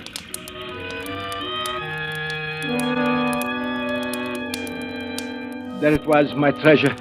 in the sand-covered, iron-bound box. Only it wasn't mine. Not while these two hoodlums stood over me with clenched fists and poised boots. At guns' point, they made me grasp one of the rusty handles, and one of them lifted the other, and they forced me to help carry it toward the house. My treasure. It was mine, and nobody could take it from me now. I must find a way to rescue it. When we got inside the house, they yanked open the chest and emptied one of the canvas sacks, its contents cascading onto the table in a golden stream of doubloons. Well, what do you know? Gold. It's mine. It belongs to me. It's my inheritance. Yeah, I know, Pop. Only you're going to pay a high inheritance tax, 100%. Okay, now, Pop, I'll tell you what we're going to do. My friend and me are in a little trouble. And you're going to give us a hand, aren't you, Pop? What are you talking about? Go away. Leave me alone. That's just what we're going to do. We're leaving, and we're taking that bright, shiny stuff with us. The treasure is mine. But we're going to be fair. More than fair. We're going to give you $20,000 in nice, up-to-date American money. How do we know? Maybe that junk of yours ain't worth half that much. Your money's marked. It's ransom money. That's beside the point. This dough of yours won't work in a cigarette machine, you know. Gonna have to go to a lot of trouble to cash it. What was that? Window blew open. It's rained like the devil outside.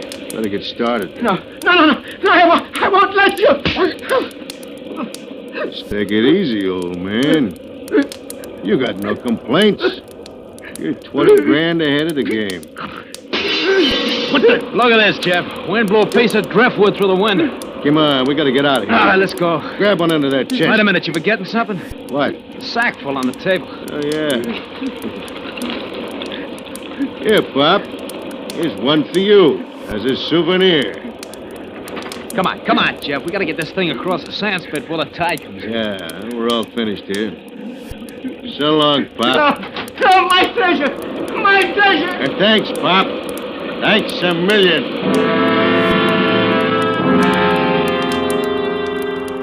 And they were gone, walking slowly across the dunes with a heavy burden.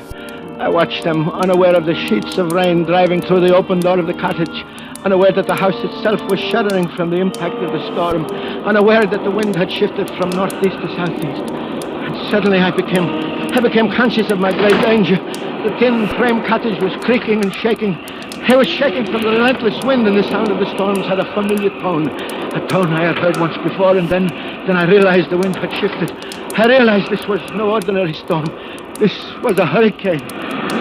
Outside, the waves were piling up, coming closer and closer to the cottage. Over my head, there was an ominous crunching, ripping in the eaves. I could see the gray daylight through the eaves. The roof would blow loose any moment. I threw myself against the kitchen door and, crouching low, ran away from the sea.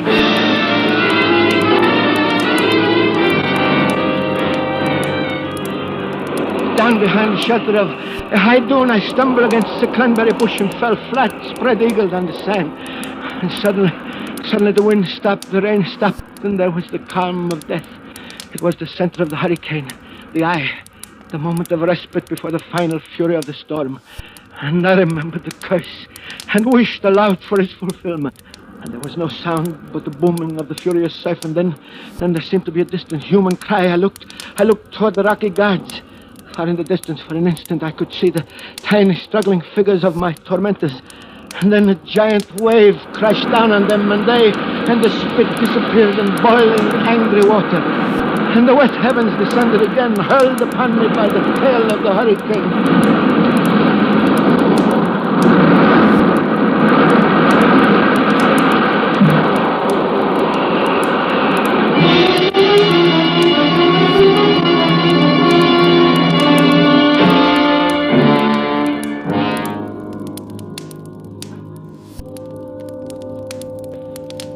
I woke with a light in my eyes, a light brighter and bigger and closer than the sun. And I heard a voice. You all right, Mr. Gaspar? No, who? It's me, Tris Weatherby. Got out here as soon as I could. We was worried about you. Out here with no radio, you couldn't get the storm warnings. You come up so fast, wasn't time to get you off. Oh, thanks. That's very kind of you. Lucky you got out of the house. Why? Ain't there no more. Ocean came plumb through, carried the house right out into the bay. Made 2 islands out of Sprague's Spit. The house is gone? Not a stick of it left. 10-foot channel where it stood. Storms play funny tricks. That kidnapping I told you about. Yes. What about it? Found 3 bodies out near those rocks. The kidnappers and their victim. What do you know about that? Nothing. Nothing at all.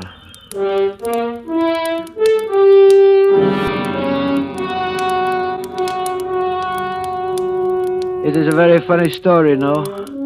But I cannot laugh. The joke is on me. You don't believe me? But look, here is the gold doubloon. All that is left of the treasure chest of Don Jose. Yet I know this to be true. There is a treasure.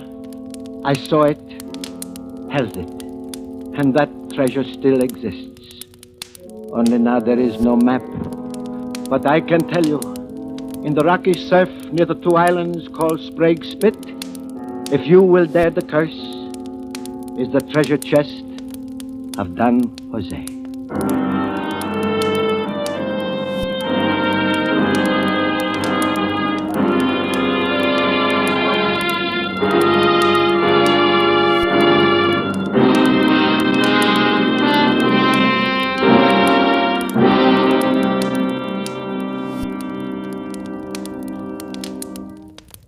Suspense. The story of a true buried treasure, presented by Autolite. Tonight's star, Mr. J. Carroll Nash. This is Harlow Wilcox speaking for Autolite, world's largest independent manufacturer of automotive electrical equipment. Autolite is proud to serve the greatest names in the industry. That's why, during the early months of 1952, the Autolite family is saluting the leading car manufacturers who use Autolite products as original equipment. Our Autolite family is a big family, and it's made up of nearly 30,000 men and women in Autolite plants from coast to coast and in many foreign countries. Our family is also made up of more than 18,000 people who have invested a portion of their savings in Autolite, as well as 96,000 Autolite distributors and dealers in the United States and thousands more in Canada and throughout the world. Our Autolite family will salute the Chrysler division of Chrysler Corporation on the next Autolite Suspense television program. If you live in a television area, check the day and time of Suspense on television so that you will be sure to see this show. And remember, be with us next week for another thrilling Autolite Suspense program on radio.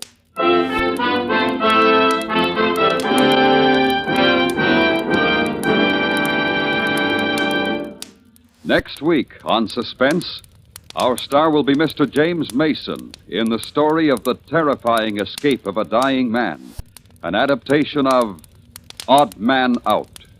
In weeks to come, we shall also present Miss Barbara Stanwyck, Mr. Richard Whitmark, and Mr. Herbert Marshall, all on Suspense.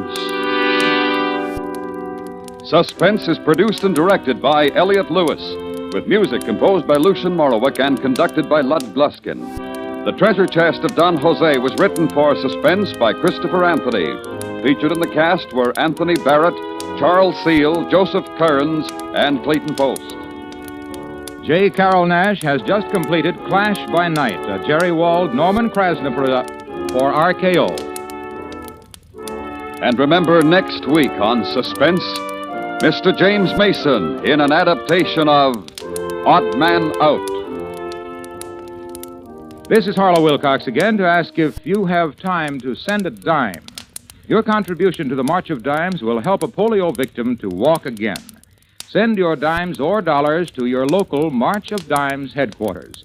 Won't you join the March of Dimes tonight? This is the CBS Radio Network.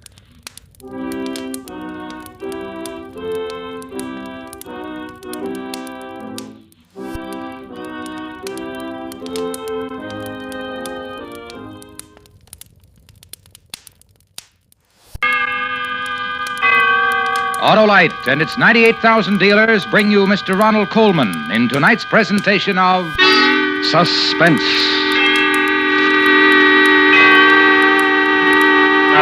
Tonight, Autolite brings you the story of a mind reader who discovers his nightclub act is not a fake, a vision of death. Our star, Mr. Ronald Coleman.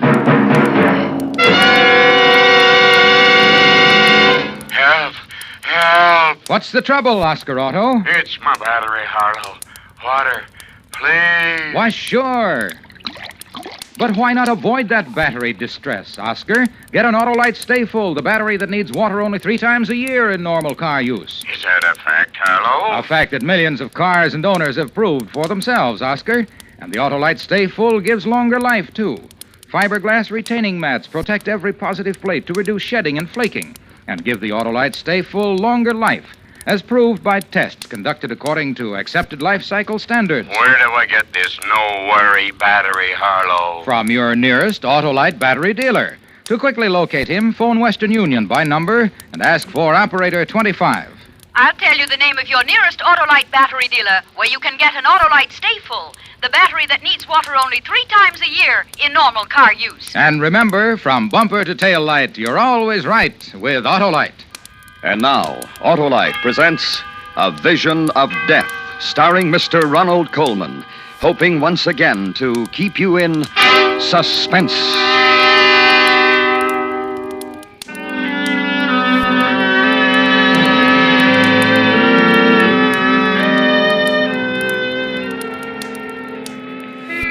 If I speak too rapidly for your stenographer, you'll tell me, won't you, Lieutenant? No offense, but he impresses me as someone who has to sit on the floor to put on his shoes. And stop me if I seem to wander away from the point, won't you? I mean to say, this is my first and I hope final appearance in a police precinct, and I should hate to give a sloppy performance. We were always known, Aurora and I, for the smoothness and gem-like precision of our act. As far as this murder rap, I suppose it's called, is concerned, an acquaintance with our act is the essential rabbit. Awfully good act. Smart, informal, occasionally humorous, and always mystifying. Well, the act always began with music, never with the cliché fanfare of trumpets or roll of drums. I would saunter out to the center of the floor and say something like, "Good evening. You are about to witness an exhibition of mental telepathy. Ladies and gentlemen, may I introduce Aurora, my wife?" Ah, they never failed to give her a hand. What would they applaud? Why, the vision she presented as she came toward me. There has never been anyone as lovely as Aurora, the most beautiful flesh in the profession. Now, Aurora, would you care to tell the audience, or shall I? You tell them, Judd, while I tie the blindfold across my eyes. Ladies and gentlemen, all mind readers employ a gimmick. A gimmick is a trick, a device. For example, when the mind reader threading his way through the audience says to the mind reader sitting blindfolded on the stage, "A lady has given me a small object which I now hold in my hand. What is it?"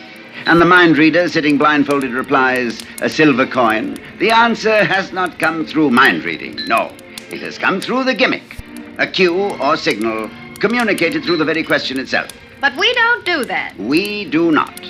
You will notice, ladies and gentlemen, that I never speak to Aurora at all. Now, are you ready, Rory? Ready, Judd? Here we go, then. Now, you, sir, you have something? Good. Concentrate upon it like a good chap. And The you, madam. gentleman holds a coin in his hand. It's a Mexican peso bearing the date 1892. Oh, that's very clever of you, madam. I'll be surprised if she gets this one. The Now, how about lady you? holds in her hand her other hand.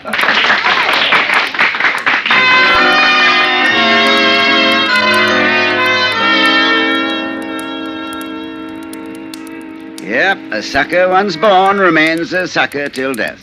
The audience never realized, never in all the years we worked, that although I was not speaking to Aurora directly, my chatter nevertheless was loaded with signals and cues for her guidance. By revealing the gimmick, we concealed the gimmick, and that, Lieutenant, is the ne plus ultra of gimmicks. Yes, it was as crude as that, but it enabled us to work 50 weeks a year here and abroad at an average of over 1,000 a week. Of course, I always gave some credit for our success to our agent, Harry Arnold, although Rory was inclined to give him no credit at all. Good news, Judd. I've managed to book the act into the College Inn in Chicago with a 4-week guarantee. That's not bad, huh? Get him. He managed to book the act. I suppose they never heard of us in Chicago. I suppose we weren't held over there 6 weeks when we played the Sans Souci in 1948. Well, you think it's easy to get a 4-week guarantee these days? Money is short, money is tight. I have never yet heard you say money is long, money is loose. You have to sweat for your 10%, don't you? Yes, you do. In a pig's ear, you do. Agents, they're all alike. There's gratitude for you. There's the milk of human memory. What were you when I first saw you? Nothing, not this much. Playing 10 a day under canvas in Monash, Wisconsin, and paid off in bottle tops. I worked, I schemed, I sweated. Agents, all of them. All they know is how to live off a dead whale. Scum of the earth. I'm not going to take that from you, you hear me? You'll take it, baby, along with the 10%. You'll take it, you'll chew it, you'll swallow it, and you'll keep it down. How do you like that? I'm warning you, kid. Don't push me too far. Don't push me. Children. Now, on your way, Harry, and don't let it get you down. I think a 4-week guarantee is pretty good. Thanks, Judd. If it wasn't for you, I'd... Yeah, why go into it? I'm going for a walk.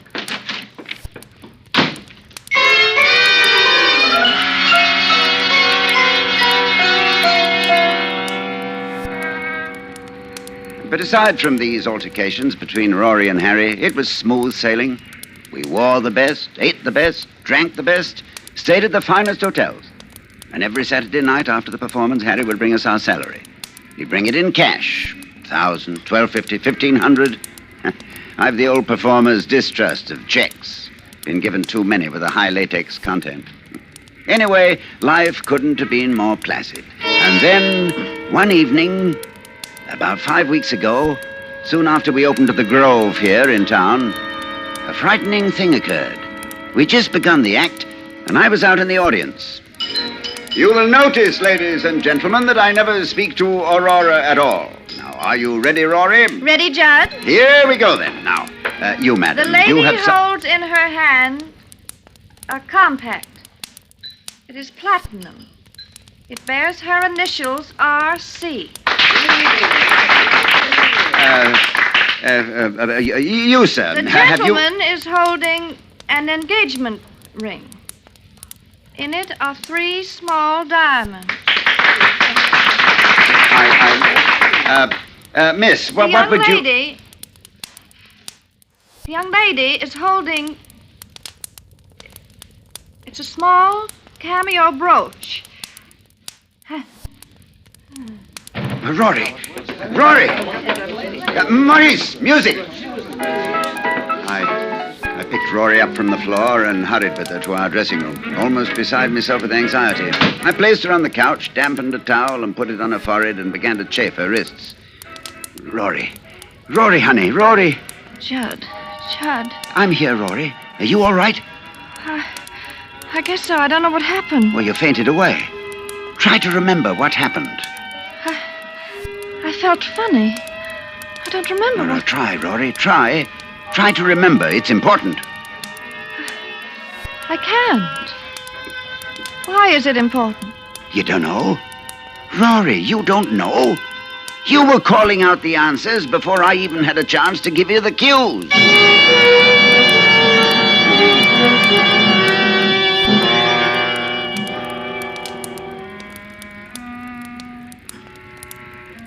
Do you believe in telepathy, Lieutenant? I don't mean the sort of thing Rory and I usually did. I mean real telepathy. I never did either until that night. I don't mind telling you I was badly shaken. I mean, after all, I knew we'd been using a gimmick, and suddenly it began to happen without the gimmick. Scared us to death. We didn't know what we were getting into, but we went on with the act. And in my mind, I began to search about for the answer. I found it, of course. You'll find a gimmick in almost everything, if you look hard enough.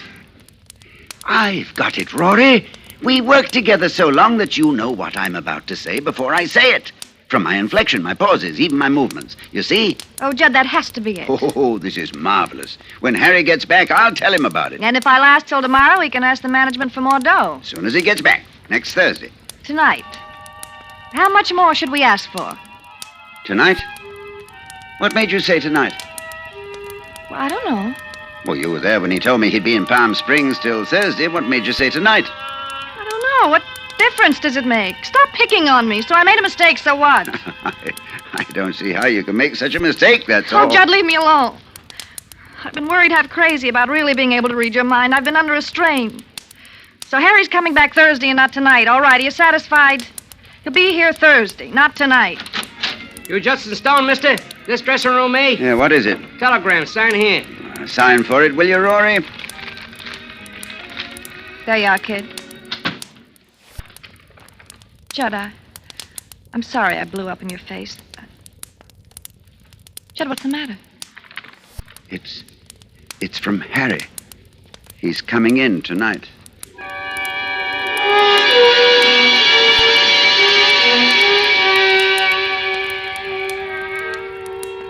And he did, too, Lieutenant.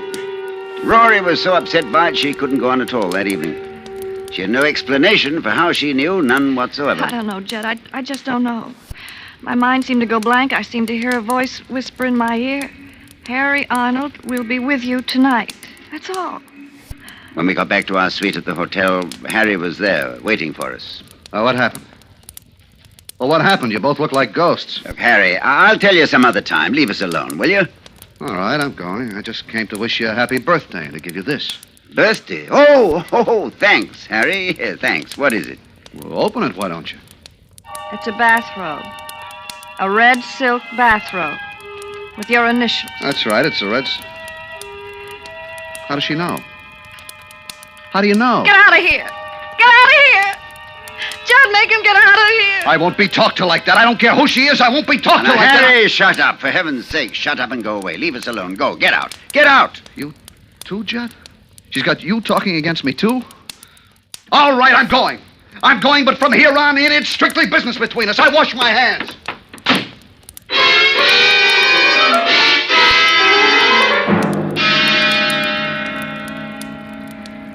He kept his word, Lieutenant. From that time on, he kept himself to himself. And I was prepared to let it go at that, much as I liked Harry. Until the night I was awakened by Rory, moaning in her sleep. No. No, please, no. No. Rory, wake up. You're having a bad dream, No. Rory. No.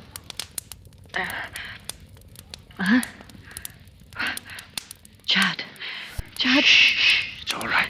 I'm here. Oh, Judd. What, Rory? The voice. Whispering again? Yes. Oh, Judd. What? He's going to kill me. Harry Arnold is going to kill me.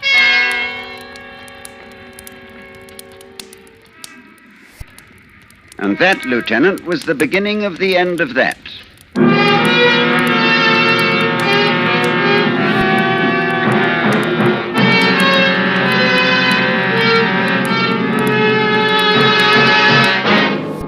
Autolite is bringing you Mr. Ronald Coleman in A Vision of Death. Tonight's presentation in radio's outstanding theater of thrills, Suspense. Hey,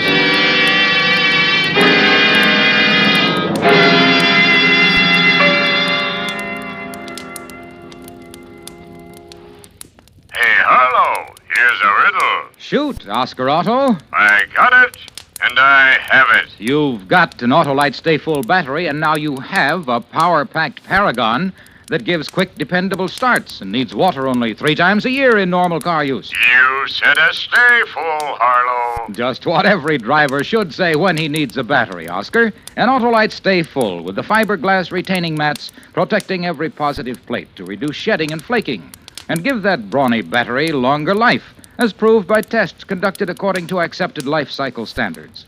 So, friends, choose the battery that states right on the case, needs water only 3 times a year in normal car use.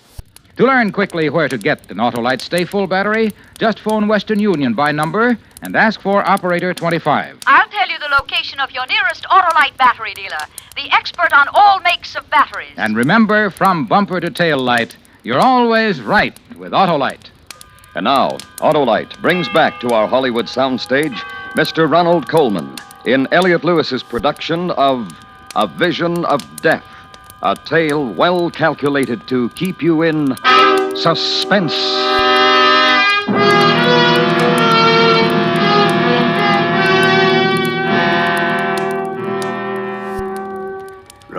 Rory, get a grip on yourself. He's going to kill me. Harry's going to kill me. Don't be ridiculous. Stop it now. It was just a bad dream. He's going to kill me. Will you stop that? Will you stop saying that? Judd, hold me. I'm frightened. Harry's going to kill me. You've had a bad dream, I tell He you. hates me. He hates me. Oh, Judd, he's going to kill me.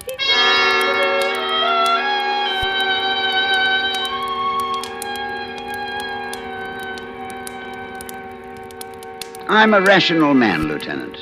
I've always felt, for example, that when Hamlet says, "There are stranger things in heaven and earth than are dreamt of in your philosophy, Horatio ought to reply, tell that to Sweeney." I knew there was no such thing as mental telepathy. I knew it as well as I know I'm sitting here talking to you. Up here in my head, I knew it.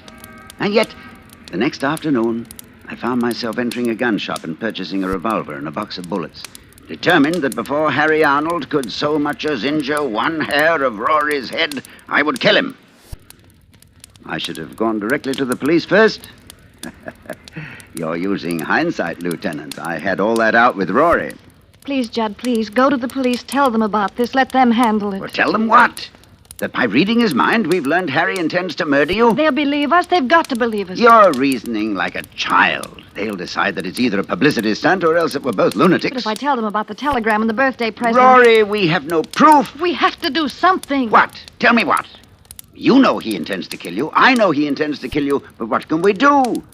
Do you know when he's going to do it or how he's going to do it? No. He hasn't decided yet. Oh, Judd, isn't there anything we can do? Nothing. Except wait.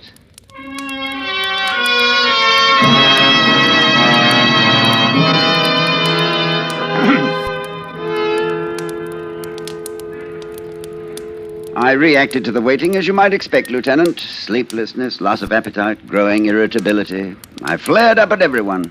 Waiters, chambermaids, elevator boys, the manager of the club. The manager of the club? He finally said to me, Stone, what the devil's gotten into you? I'd really like to know. "None of your business." Well, look, I'm only trying to be nice. Oh, shut up and leave me alone. Sure, I'll let you alone. I'd let you alone right now if your contract didn't have another week to run. But after that, I'll let you strictly alone. You'll never work this club again, you maniac.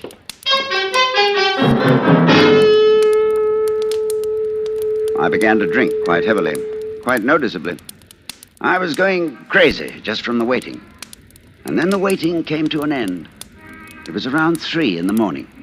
I was sitting up in bed, in the dark, smoking, when Rory opened her eyes and said, Judd, "Yes, the voice. yes." He's going to kill me here. Right here in this room. Rory. Saturday. This Saturday. At midnight. Oh, Judd. Oh, Rory. Rory, sweetheart. He's going to shoot me. He has a gun. He's going to shoot me. He's going to get you downstairs in the manager's office at the club.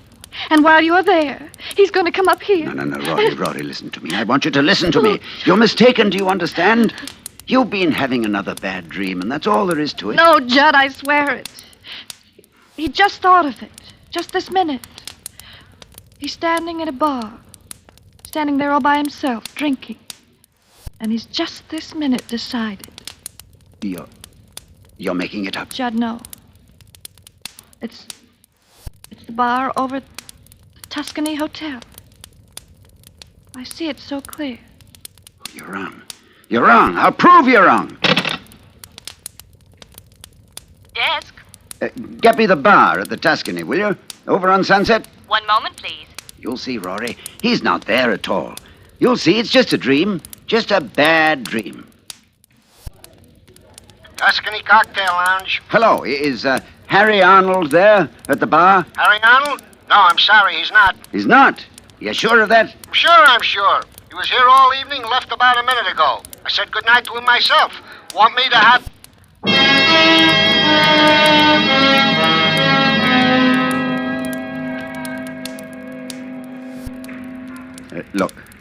Look, Lieutenant, my hands. It's just the memory of how I felt at that moment and my hands begin to tremble again. Amazing, isn't it? Now, that was last Thursday night, or rather Friday morning. Towards daybreak, Rory sobbed herself to sleep, but I was restless. I got dressed and went downstairs and and got into my car. The long drive has always relaxed me.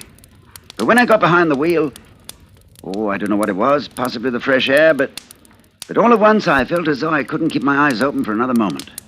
Simply had to have some sleep. So I crawled into the back seat, curled myself up in one corner, pulled the rug over me, and went out like a light. I was awakened around noon by the sound of voices. Don't smile at me, you idiot. They may see us. Look businesslike. Where is he? I don't know. Since he hasn't got the car, he must be out walking. Did he fall for it last night? Just like he fell for all the rest of it. The red bathrobe, stooges you planted in the audience. He even phoned the bar just after you left. Oh, I timed it beautifully. Satin skin. I can hardly keep away from you. After tomorrow night, we'll have all the time in the world for each other, Harry.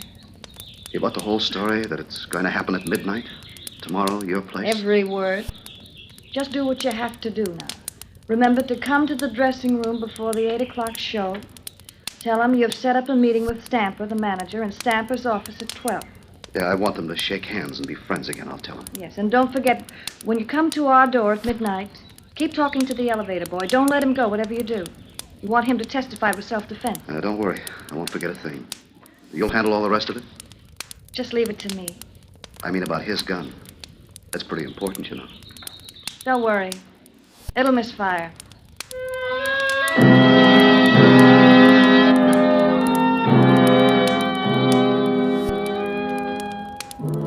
It'd be difficult for me to tell you what I felt as they walked away, Lieutenant. One part of me felt the way a man ought to feel, I suppose, when he learns that the woman he loves is not only unfaithful, but plotting his death as well. But another part of me felt only relief. Relief at learning there was a gimmick in this too. They'd been fairly clever for amateurs. Harry had a good excuse for carrying a gun to protect the cash he brought me each Saturday. My own behavior in recent weeks would lend weight to what he would probably offer in his defense, that I must have been crazy, that for no reason at all I'd opened the door, pointed a revolver at him, and threatened his life, that he had to shoot in self-defense. The presence of the elevator boy, well, that could mean only that Harry would shoot just as soon as I opened the door. I'd be found dead with a revolver in my hand and a heartbroken agent at my side. Tableau. I found myself hoping, as I never hoped before, that they'd come to their senses before Saturday. That they'd realize what a vicious, inhuman thing it was they were planning. But just before the 8 o'clock show that night, there was a knock at the door of our dressing room. Come in. Judd, I've been talking to Stamper, the manager. He's sorry there's bad blood between you and wants to square it. I told him you'd be in his office at 12 to talk things over. All right with you? Yep. We don't want it so we'll never work here again, do we? I mean, there's no reason we should. No reason at all. Button my dress, Judd. See you later, Judd. Yeah, later.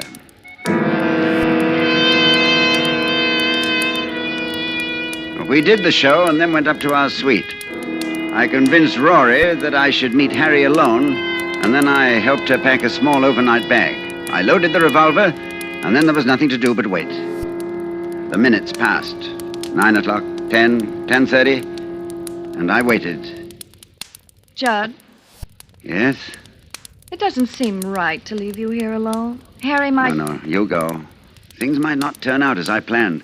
I might not be able to stop him. And if I fail to stop him... No, it's best that you go. Just wait at the motel until you hear from me. What time is it? Almost 11. 2 minutes of 11. I'm out of cigarettes. Yes? This is Mr. Stone in 1101. Please send up a carton of players, will you? Right away, Mr. Stone. I want you to go now, Rory. Judd, let me call the police, please. It'd be useless. We've gone into it, and it would be useless. Well, then come with me. He won't find anybody here. And he'd choose another place, another time. Now, here's your valise. You have your gun? In my pocket. You won't take any chances. I don't know what I'd do if you were hurt. I won't take any chances. Now, let me help you on with your coat.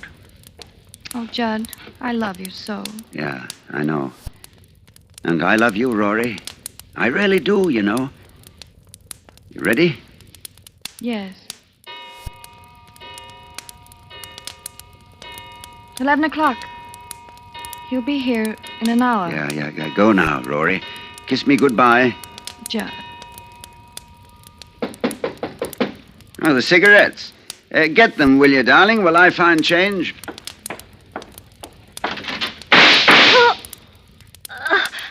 Harry. Rory. Rory.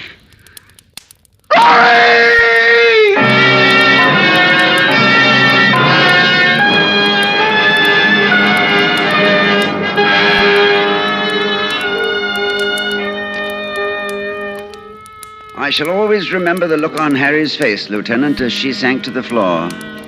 They'd concocted a bad dream between them and it had come true. I'll bet he still doesn't know how it happened. If you pass his cell, you might tell him. Just whisper the word gimmick into his ear. Yeah, that's what I said, gimmick. I gimmicked the clock while Rory was dressing, set it back a full hour. It was 11 to her, but 12 to him. I adore gimmicks, don't you?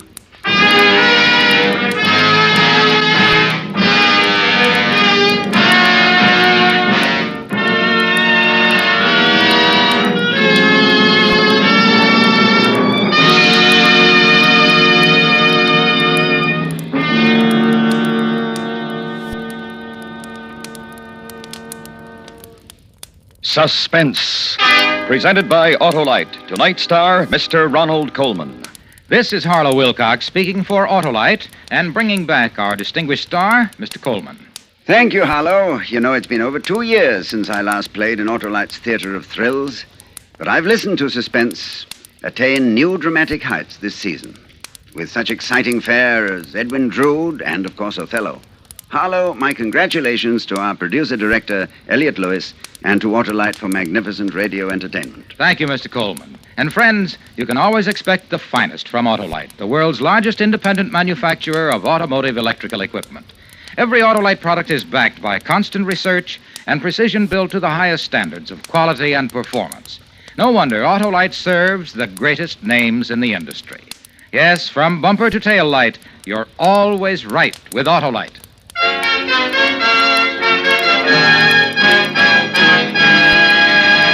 Next week, we recreate one of the great mysteries of the sea. A ship found drifting in perfect condition, but with no human aboard. The mystery of the Marie Celeste. Our star, Mr. Van Heflin. That's next week on Suspense. Suspense is produced and directed by Elliot Lewis, with music composed by Lucian Morowick and conducted by Lud Gluskin. A Vision of Death was adapted for Suspense by Walter Brown Newman from the original story by Jerry Hausner. In tonight's story, Mary Jane Croft was heard as Aurora. Featured in the cast were Hy Averback, Benny Rubin, Julie Bennett, and Charles Calvert. You can buy Autolite stay-full batteries, Autolite resistor or standard type spark plugs, and Autolite electrical parts at your neighborhood Autolite dealers. Switch to Autolite. Good night. This is the CBS Radio Network.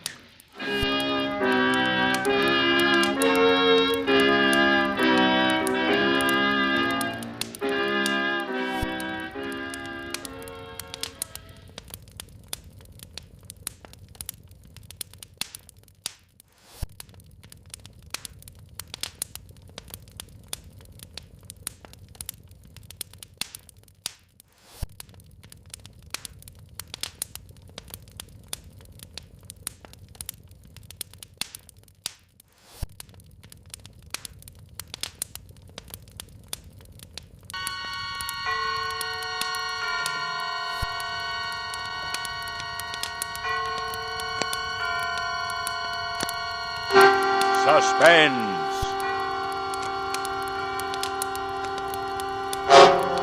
Radio's outstanding Theater of Thrills brings you an hour, a full 60 minutes of Suspense. Directed by Anton M. Leader and produced by Robert Montgomery, who tonight also stars in a play entitled In a Lonely Place by Dorothy B. Hughes.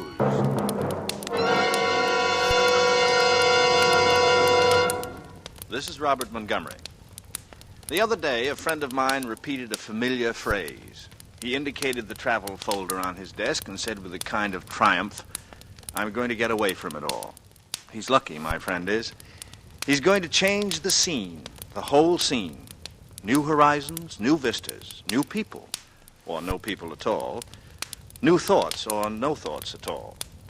He has a rendezvous with a cloudless sky and a peaceful stream and the easy whisper of the wind. Only time stands between him and a fresh beginning. Indeed, he has a lonely place where there is no loneliness. Yes, my friend's lucky. He can get away from it all with a simple change of scene, and he has no fear of being alone with his thoughts. It isn't like that with Dixon Steele. It isn't like that at all. And so, with the performance of Robert Montgomery as Dixon Steele, and with our play In a Lonely Place by Dorothy B. Hughes, we again hope to keep you in suspense.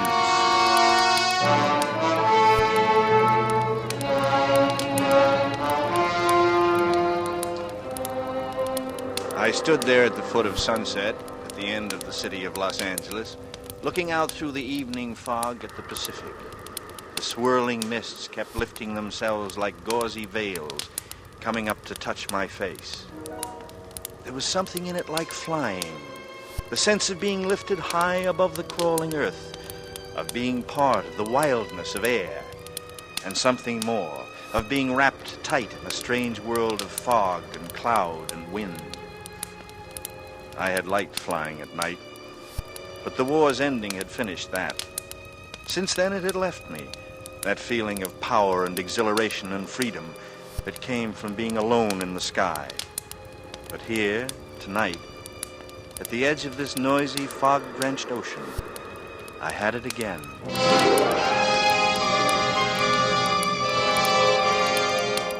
Then I turned away. I was already late for my appointment with Brubb and his new wife. I walked past my coupe, parked at the curb, and went up the path to the little white cottage. The lights from the living room windows made little concentric circles in the heavy fog. It would be good to see Brubb again. You old son of a secret. What do you mean by not calling us before now? Let me see you. It's the same boy, Brubb. I haven't changed a bit. And neither have you. Oh, sure I have, for the better. And this is why. Sylvia, this is Dixon Steele. Hello, Dix. Oh. We're old friends, really. You've been Brubb's favorite topic of conversation as long as I've known him. Well, we flew together, Sylvia. Brubb took care of me like a big brother. You needed some looking after, Colonel Steele. Remember the night in Soho? Save it for later, mister. And it's not Colonel anymore. The Army made me a gentleman, gave me the only mark of distinction I've ever had, and then took it away from me. Say, why didn't you tell me you were married into such a lovely girl? Well, thank you, Dick. Tell you. You called me up 5 months ago, and last April the 8th to be exact. Told me you'd just get in and let me know as soon as you were located. That's the last I heard. You checked out of the Ambassador 3 days later, and you didn't leave a forwarding address. How could it tell you anything? Keeping tabs on me, Brubb? Oh, trying to find you, you crazy lug. And here I am. It's like being home again. Well, brief me, boy. What have you been doing, and how's it going? Slow, Brubb, slow. I've got a little apartment and a car and a typewriter. That's about it. And the typewriter's a new touch. Trying to write a book, like 90% of the other GIs. A detective novel. My rich Uncle Fergus back east is staking me for a year to see what I can do. He calls it giving me a hand over the period of my readjustment. So that keeps me busy most of the time. And the rest of the time? The rest of the time, I hardly know what to do with myself. You were a hot pilot in England, Dix. Just a kid at that. Sure, it's going to take a little time. Would anyone care for something to eat or drink? Cold beer? Dick? No, thanks. Not at the moment. I'm too relaxed. We were a casual generation, Dix. They put us in the middle of something that wasn't very casual. There's bound to be a reaction. Oh, Brubb's always looking for the hidden motive power. That's because he's a policeman. Policeman? Oh, not a policeman now, darling. A detective. Oh, I'm sorry, darling. What happened to you, Brubb? All my old buddies ask me why, and I can't help them. I don't know why. All I do know is it's rotten hard work. No, the things men do. You with a badge and me with a typewriter. And that reminds me, I ought to be getting back to it. Oh, but it's still early. Oh, what's the hurry, Dix? Well, Brubb will want his rest, Sylvia, if he's going to dig around for the glory of the L.A. police force. It is L.A., isn't it, Brubb? It is, indeed. And you do need some sleep. Plenty of work in L.A., no? Plenty. Well, I'll be seeing you two. Well, good night, Dix. We'll expect you to come off. Hey, wait a minute. We don't have your number. My number? Sure, we'll want to get in touch. Oh, yeah, right. Crestview, 90898. 90898. That's Good. right. You'll be hearing from me, Dix. I'd be hearing from Brub. And why not?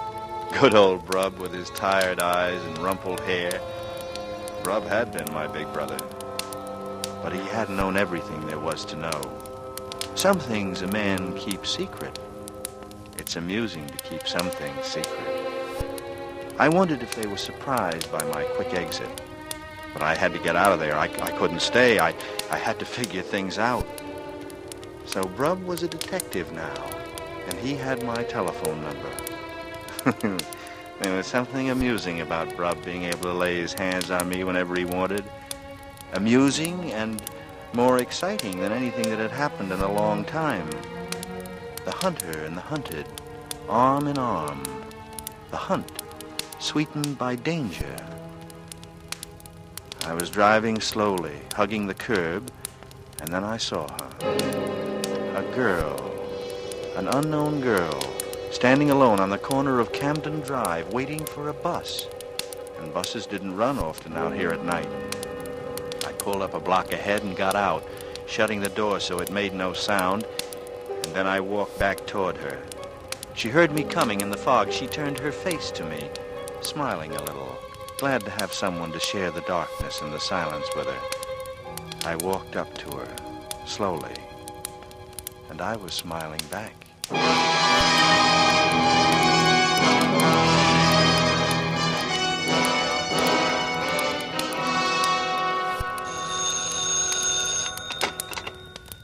Yes, hello? Hello, Dix. Speaking. Oh, is this Sylvia? How'd you know?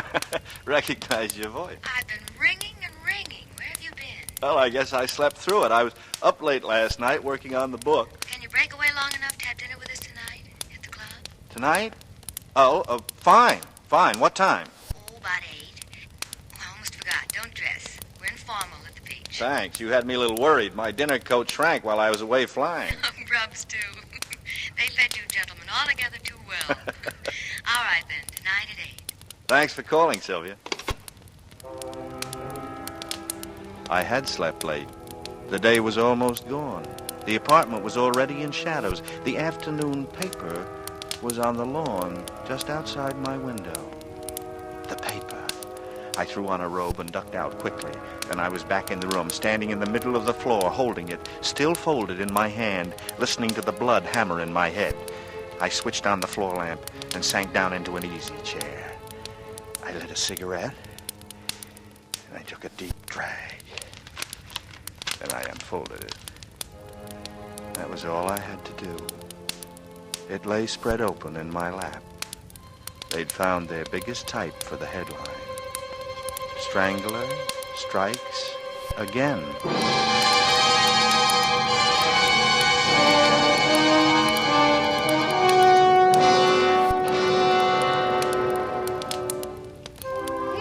Huh? Dix, over here. Oh, hello, Sylvia. Where's Brub? He called at the last minute to say he'd be detained. It's like being married to a doctor. Would you like a drink meanwhile? Here he is now. Oh. Sorry to be late, darling. Hello, Dix. Hi. Glad you could join us. You look exhausted, Brad. Hard day? Haven't you seen the papers? No, I didn't get a chance. Why? It's another one. Oh, Brad. Well, what's it all about? Another woman killed. The same way. Did the commissioner call you in? Yeah, the whole department. We've been with him since 5. We've got to stop it. Yes, darling. Was it someone important? No, it never is. Oh, I forgot you're just a visitor, Dix. You see, the only pattern we can find is in the time schedule. They come one a month, regularly. You must be starved, Rob. Wouldn't you like to order? In a minute, baby. I want to unwind. Have a highball, anyway. Malcolm. Yes, Mrs. Nicolai. 3 scotch and sodas, Malcolm. We'll order later. Certainly, ma'am. The first one was about 4 months ago. May, to be exact. May 16th, the night before my birthday party. It was a girl down on Skid Row. She was a nice enough kid, dancer in a cheap joint. We found her in an alley.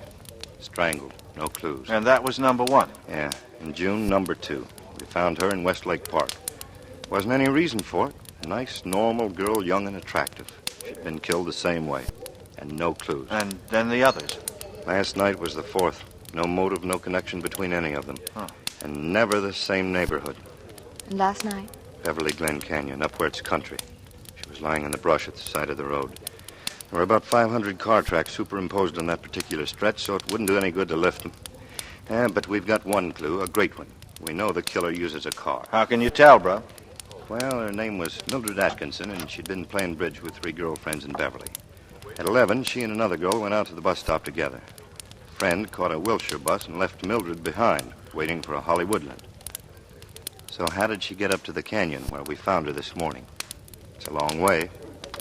The answer is she went for a ride. Where's that drink? Just another minute, darling. Los Angeles is too big, too sprawling. You can't patrol every street every night. He's safe. He's insane, of course. Sure he is. A maniac walking the streets. Mild-mannered and soft-spoken and looking as normal as anyone. A homicidal maniac. I sat there watching Brub's angry black eyes and Sylvia's white pallid face. He's insane, of course. Their imaginations were poor, blunted little things reaching only as far as the obvious. He's insane, of course. So that was to be the chorus. What could they know of the world of imagination and beauty, in which a sane man, as sane as any, could kill and kill again? Don't you like your drink, Dick? What? Oh, sure. Lost in a fog, eh, boy? But I know why. Do you? Could it be that little Banning girl over at the next table? Could it be that she reminds you of someone? Well, I don't know what you're talking about, Brub. What girl at what table? Now he sees her. What's the mystery about Betsy Banning? Does Dix know her? No, darling. It's just that she's a dead ringer for another girl we used to know in England. Especially Dix. He knew her well. Am I right? Yeah. Yes, you're right. Little Brucey. This girl is so much like her. Well, you're wrong, Dick. She's not as pretty as Brucey. Don't you remember? Remember? Yes. I remember Brucey. But I didn't want to remember Brucey. Brucey of the sea green eyes. Brucey whom I had loved and wanted and needed. No, I'd been through it before. It was now that mattered. It was today in Southern California, 6,000 miles away from her, with something else hammering in my head to be looked at and examined. What? Oh, yes, tires. They were good tires, no patches, no distinguishing marks. Robert said it himself. They couldn't get tire marks from dry concrete. I hadn't thought so. Still, I should have made sure. Certain gambles are legitimate. Like taking Mildred to that drive-in last night. Gambling on the muddled memory of waitresses who served hundreds of average-looking men and women every day, every night. Sure, it was a risk. But risks were like spice. Like stunt flying. As long as you used them like spice, sparingly. Like stunts, planning them with precision, I could afford to take risks. I just couldn't make mistakes. I left the club right after dinner. Got back to the apartment early. I pulled up in front and got out. I started up through the patio to my place at the rear when I saw I wasn't alone out there. She was hurrying in, not noticing me. In the blue light, her hair and her slacks and her jacket were all blue, different depths of blue. I did it out of impulse, without thought. I beg your pardon. Who is it? Well, I'm your neighbor. My name's Steele. So your name is Steele? Did you drop something? I don't know. Did I? Oh, no, you didn't. It's just conversation. Try again another time. No. Wait a minute. I just lost my dinner date. I thought maybe you'd lost yours, too. Sorry. Mine'll be here any minute. You've got red hair. I didn't notice that. It's no secret. Like I say, I'm your neighbor. 4A. If you do ever lose a dinner date, let me know, will you? I'll be sure to make a note of that. Good night. I got some cold beer and some cheese from the refrigerator and draped myself over the divan. The night was a scorcher.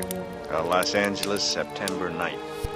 I lay there eating and drinking and waiting for it. Not that I thought for a minute it would come, but I was waiting for it, and it did come.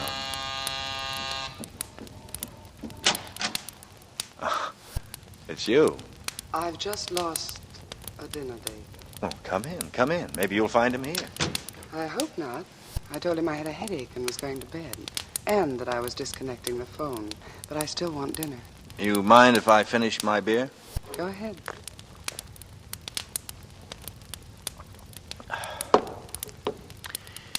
I'm Dick Steele. Who are you? My name's Laurel. And that's all you get for the time being. All right, Laurel. I don't mind beginning at a crawl. I suppose you're in pictures. Not often. I don't like getting up mornings. No, I don't either. That's why I'm a writer. Why'd you come by, Laurel? Because I'm hungry. And because tonight I didn't want to sit opposite a man who's rich and 60 and eats oatmeal. You have a grudge against money? No, only against the men and women who go with it. People who think that everything in life is for sale. I hate them. Sometimes they pay the rent and the jeweler. They don't pay mine. How did we get onto this? Haven't you finished the beer yet? All finished. And all ready. Let's go, Laurel. We ate at Carl's, out on the road to Malibu. We didn't say much.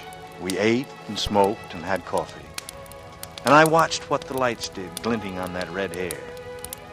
When we left there, I knew it. I knew it was the beginning of something good.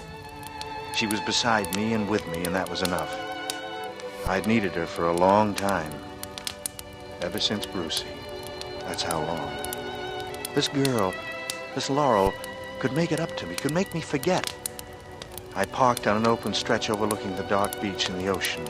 She wanted to go down closer, so we left the car and struggled through the sand down to the water's edge. I held her hand tightly. The spindrift salted our lips. I haven't done this in a long, long time. Having fun? Oh, wonderful. You can really smell the ocean here. Breathe, Dix. Breathe deep. Laurel, would you laugh at me if I said I was happy? That I never thought I'd be happy again? That I didn't think I could be? No, Dix. Laurel. Laurel, you're wonderful. Am I? Laurel, come here. Come here.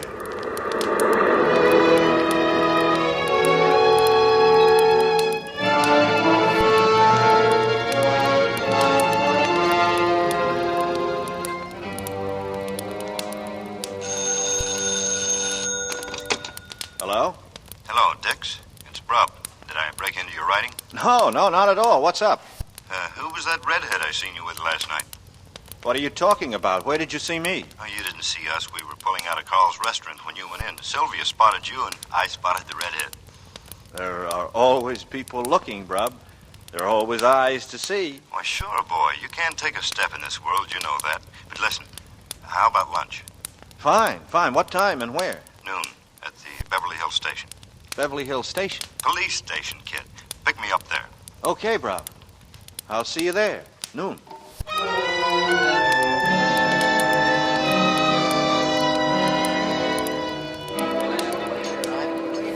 That was a nice station you got there, Brub. Flowers and shrubs and a white facade. It looks like a small eastern university. Beverly Hills is just a small town, Dix. Almost a village, but the force is first rate. I'll be working out of there from now on. How's the case coming? The case? Oh, that. Yeah, it's a dead end, I'm afraid. You mean you're closing the books? We don't ever close the books. After the newspapers and all the rest of them forget it, our books are still open. That's the way it is. Well, that's the way it has to be, I guess. There's been tough cases before, but we find the answer. Our department's had cases running 10, 12 years. Sometimes it's just because we're waiting for the next move, but we find them. This is Dick's, old pal, remember? What are you trying to tell me? That the criminal doesn't escape? That's right. One way or another, he's caught. Sometimes it's because he's caught there in that lonely place, living with himself. So it ends in suicide or the insane asylum, but there's no escape. You were saying the other night that this killer is insane. He is. I can't figure it. He's been pretty smart, hasn't he? The insane are more clever about their business and more careful, too, than the sane. It's normal for them to be sly and secretive. That's part of the mania. But they give themselves away. How do you like this apple pie? Just like Mom used to make. How do they give themselves away? Yeah, they repeat the pattern. Now, take the strangler. Look at his pattern. I don't see any. I must be writing a lousy detective novel. Okay, look. It's a girl at night, alone. He comes along in a car. She accepts a ride. You're positive about the car? It has to be. My theory is he didn't use it on the last one, on Mildred, until he'd made the approach on foot and lulled her. She was waiting for a bus, and he's waiting on the same corner. They get to talking. He invites her to have a cup of coffee, and then he mentions his car isn't far away, and he'll give her a lift. He takes her to the drive-in. Drive-in? What drive-in? Oh, that's something new. One of the car hops recognized Mildred's picture after the story broke. She remembered her coming in with a man and ordering coffee. Good girl. That's a big help. Yeah, it is. And the man, did she remember him? Yeah, it could be you or me or our grandfathers. No, she couldn't remember. Half a loaf is better than none, eh? I've got to go up to Beverly Glen, the scene of the crime. Want to come along? Well, I had a date. Come on. I can give you a better idea of what we're up against. All right. I'll charge it up to research on the book. Good. Shall we take your car or mine? What was that? My car? Why? Was Brubb suspicious? Did he want my car back up on that street? That street? Was this lunch arranged? No. I'd already hesitated too long in answering. It couldn't matter which car. It had been too late and too foggy. Did you say something, Brubb? I'm sorry. Thinking about the redhead, I said, whose car do we take, yours or mine? Oh, we might as well take mine. You don't mind another passenger? Not at all. The chief wants to come along, Jack Lochner. We'll go back by the station for him.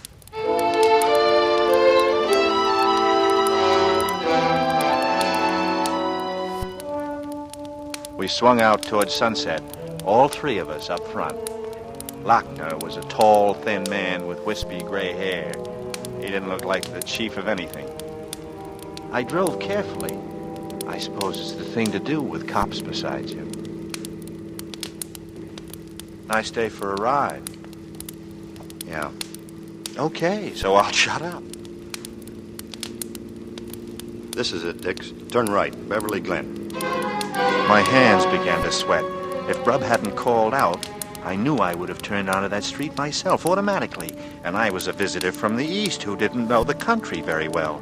There was tension in my hands and arms, fear that I might recognize the place at the side of the road and react to it. And then slowly, I relaxed again, realizing that I didn't know the road, that I could never find the spot even if I wanted to, for it had been dark. We climbed into the valley. There was a chill in the air, and the sun was far away. Nobody spoke. These two men were on a case that had them tired and sore. It wasn't the time for a conversation piece. I drove on, waiting for somebody to tell me to stop.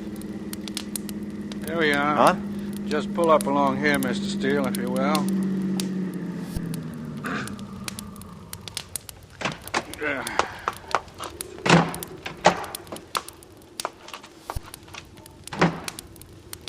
Is this where you found her? Right there in the brush. You see how thick it is in here? He'd have known that. He'd have figured that she wouldn't be found for a long time with the leaves falling on her, covering her. And every day there'd be more leaves.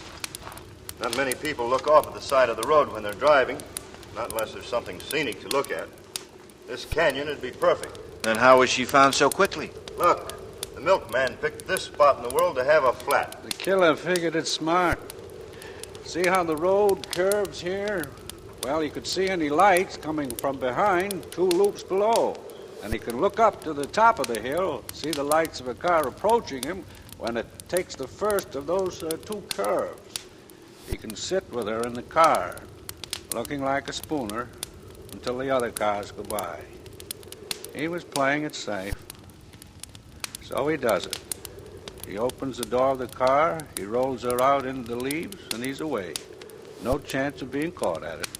And strangling's the easiest way. Yes. Yes, that makes sense. How about it, Brubb? Find anything? The experts have been over every inch with their microscopes. He won't find anything. But he wanted to have another look around, so I came along. Well, it seems hopeless to me, Mr. Lochner. If there's nothing here, of all places, where can you look? There's only one place we'll find anything. And where's that? In his car. In the murderer's car? That's where the evidence is right now. Enough to send him to the gas chamber. Huh. Cigarette, Captain Lockner? Yeah, thanks. Got it? Yeah, got it. You haven't been able to get a description of that car yet, have you? Not yet. We're working on the people at the drive-in. One of them is going to remember. And when you find it, then you'll go through it for those clues that you were talking about. Hairpins and lipstick. No, Mr. Steele. Nothing like that. What then? Dust, Mr. Steele. Dust? You heard the man, Dix. He said dust. Like this stuff all over me. No matter how much I beat it, I can't get it all out. Yeah, that's dust. We've got dust from the drive-in, dust from her clothes and her shoes, and dust from here, from a little thicket off Beverly Glen. 3 different kinds. And all of them in his car. Oh, that's really fantastic. And even in 10 or 12 years, the dust will still be there. Some of it will, yes.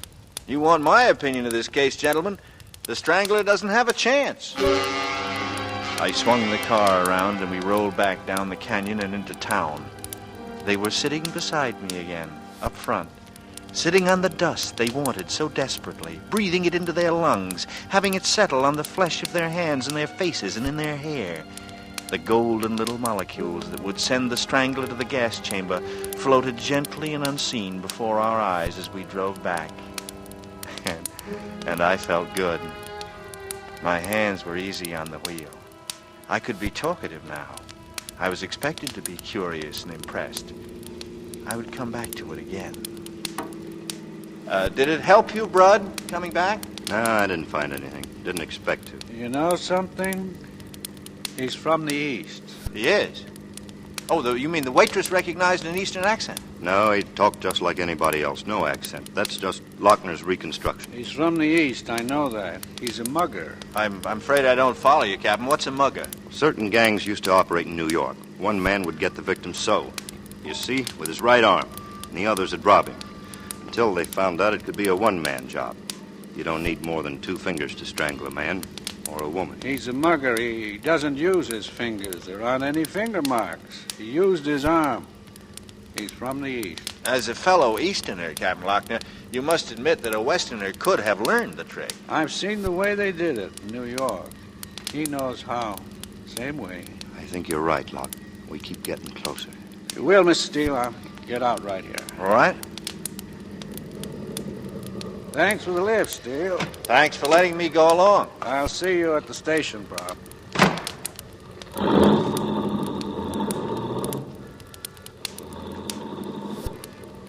Ever since this thing started, I've been afraid for her. For her? You mean Sylvia? She's lived in the canyon all her life. She never had any fear, wandered all over it any time of day. But the canyon at night, the way the fogs come in, it's a place for him, and I've scared her. She's alone so much I never know what hours I have to keep. You know our street, how dark and lonely it is, and the way our house is set up there. Oh, I'm the one who's scared Dix. I've infected her, and I can't help it. I can't pretend. Until we've caught him, she isn't safe. Sylvia isn't safe. I saw how it was with both of them. How they clung together, fear in both of them. The woman fearing to have her man close on the heels of a murderer, and Brub afraid for her because she was a woman, because she was his woman, and women were being stalked in the night. And yet, even though he was afraid, he would leave her, because he was a hunter, and this was a big hunt for wild game. Yeah, wild game.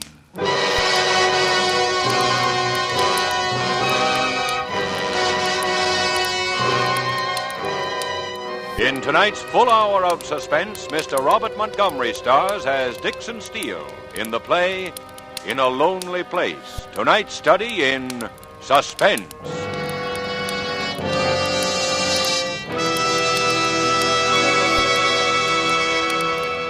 In just a moment, we will return with Act Two of Suspense. This is CBS, the Columbia Broadcasting System. And now, back to our Hollywood soundstage and Act Two of in a Lonely Place, starring Mr. Robert Montgomery in a narrative well calculated to keep you in suspense.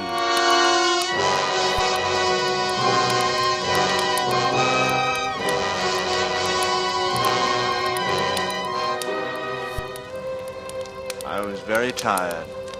Tired of thinking about Sylvia and Brub and the fear that had bound them as desperately as their love for each other. I was weary of the big hunt, for I was hunting on my own. I was looking for happiness. I spent the next few days with Laurel. It got so that I didn't count the hours anymore. All I knew was beauty, and I knew intensity, and I called it happiness. And all the time, I knew it wouldn't last. I sensed the restlessness coming into her. I could feel it. Dix, what is it? Did I say something? Laurel. Oh, what is it? You tell me. You've been sitting there without moving for more than an hour. Oh, just daydreaming. Was it something nice? Tell me about it. Turn off the radio, Dix. It's making me nervous. All right. You like a drink? Yes, please.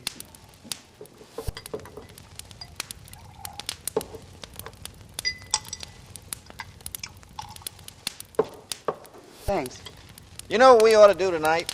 Go out on the town. Put on our Sunday best and have the biggest dinner on the menu. The sky's the limit. How does that sound? Where do you want to go? To a drive-in? Dix. I'm sorry. I seem to be all thumbs. Well, here, let me make you a number. No, that's all right. I didn't want it anyway. No, baby. No drive-in for you tonight. You're not the drive-in type. What type am I? The Ciro type, baby. Expensive and plush and chromium plated. Ciro's, that'll do fine. I'll call and reserve a table for 10 o'clock. Save your money. You can take me to a drive-in tonight. I won't take you to a drive-in. Why not? Are you afraid someone might see you there? Is that why? What do you mean by that? I mean you keep me hidden away from sight, as if we might run into some of your friends, like that Brub and Sylvia, as if I wasn't good enough for you. Look, baby, relax. You're not making sense. Didn't I say I wanted to spread out tonight, get dressed up for once, and go to Ciro's? Hide you away. You come with me tonight, and I'll show you off for everybody to see. No, I'm tired. I don't want to get dressed and go places. All I want is to go up to the drive-in. We're not going to the drive-in. We're not going. Dix, you're hurting me.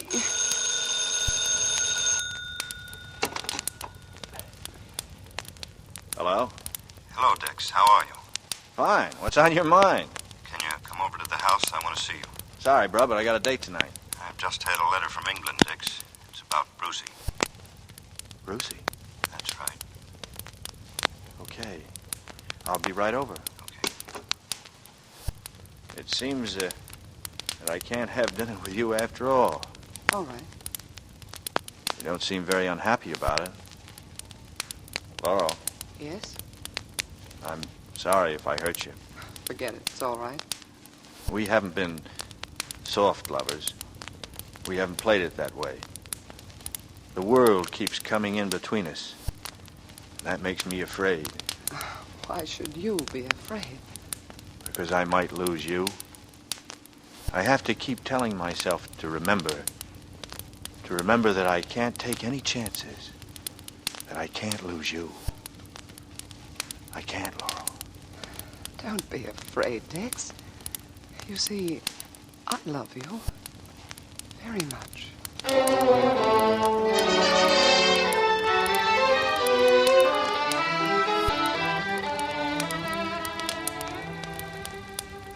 Have a chair, Dix. All right?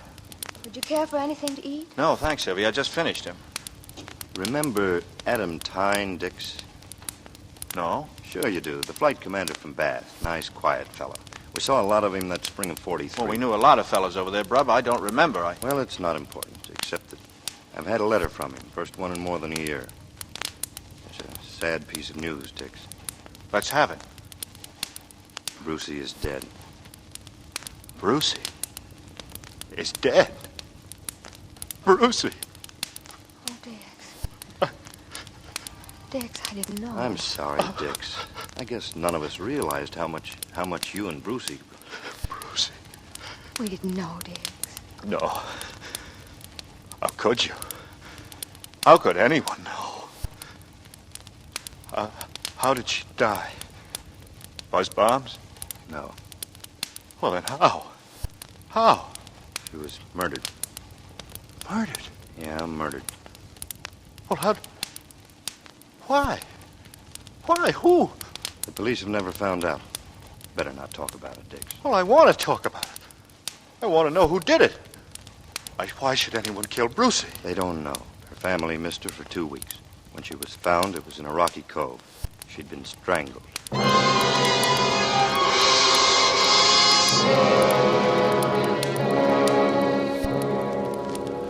Brucey was dead. Brucey, whom I had loved, who was my only love. Brucey was dead, and no one cared. No one in all the world cared, except me. Brucey.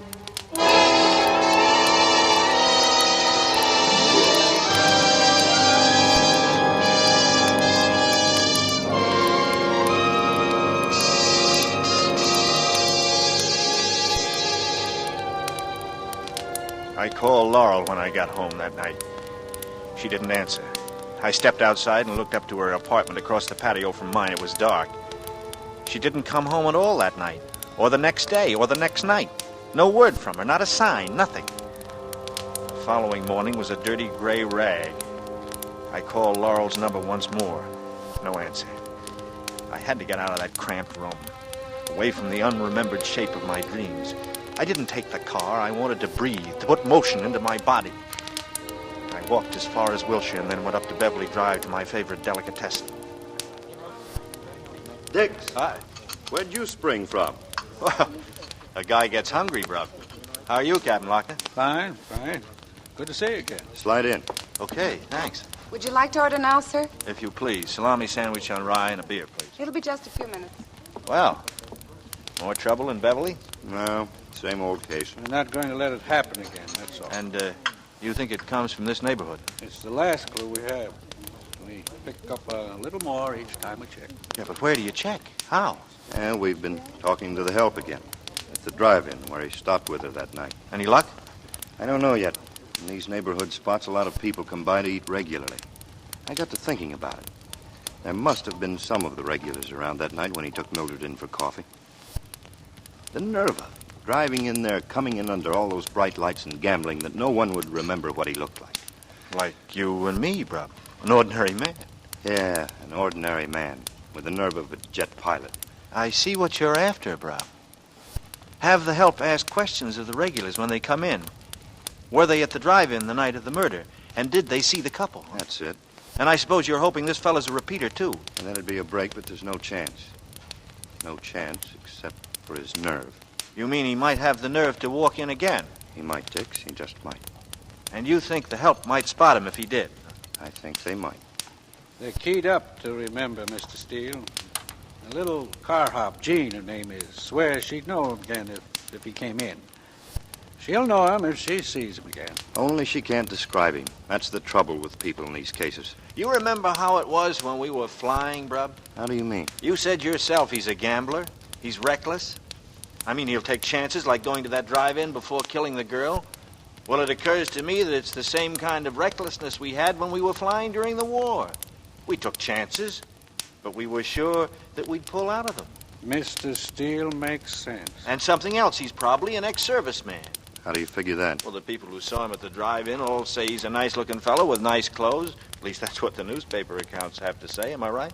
So far. Then it's 10-1. He's the right age, good healthy specimen, average. The average were in the service.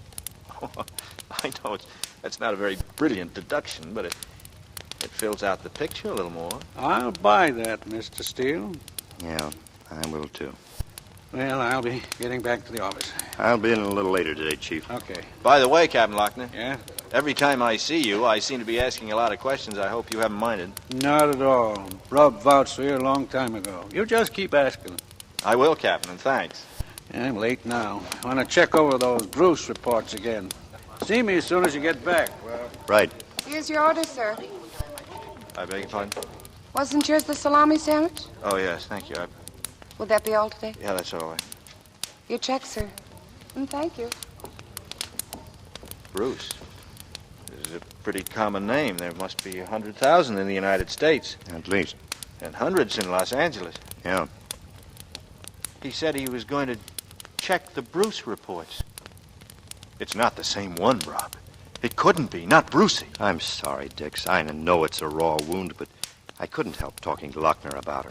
I was knocked off my pins when I heard the news, and I wanted to report on the case. I figured you'd want one, too. You were right. Then what happened? Locke cabled the London police.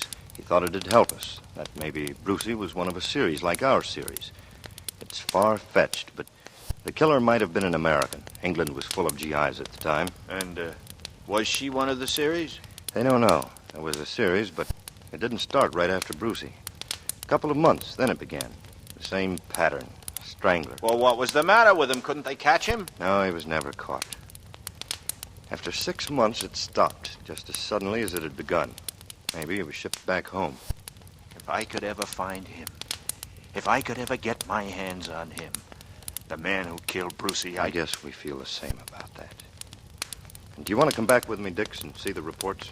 No, I don't think I could take them, Brub. You understand? Of course I do, Dix. Of course I do.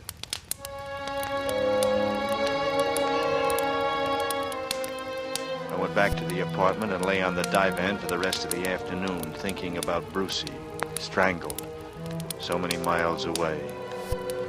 And Laurel, who lived just across the patio from me and had disappeared as if the earth had swallowed her. I thought of them both, and soon their figures swam together in my mind and were commingled so that they became one.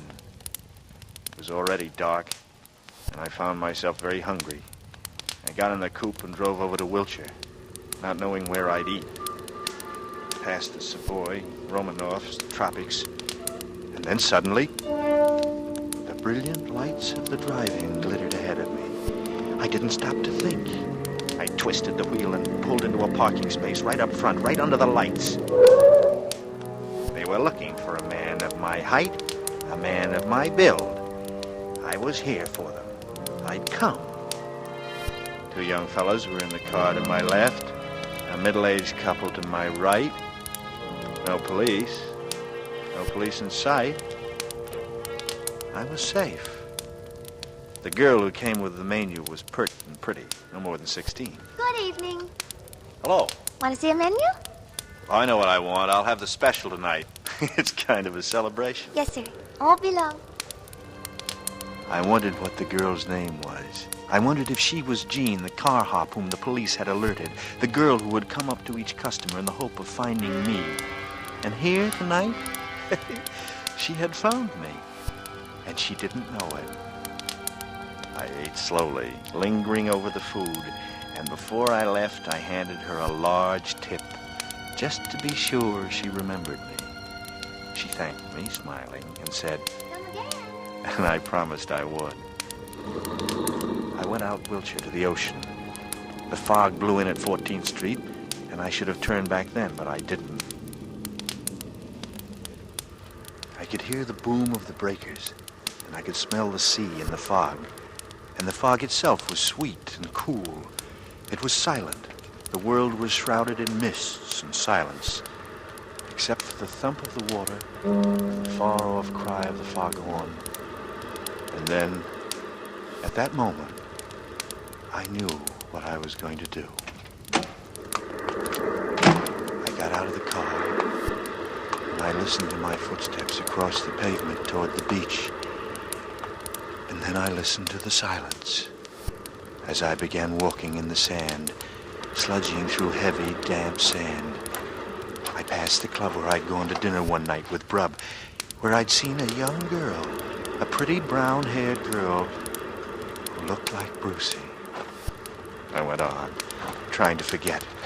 I drifted along the deserted beach, looking for the shape of a living thing, of a woman.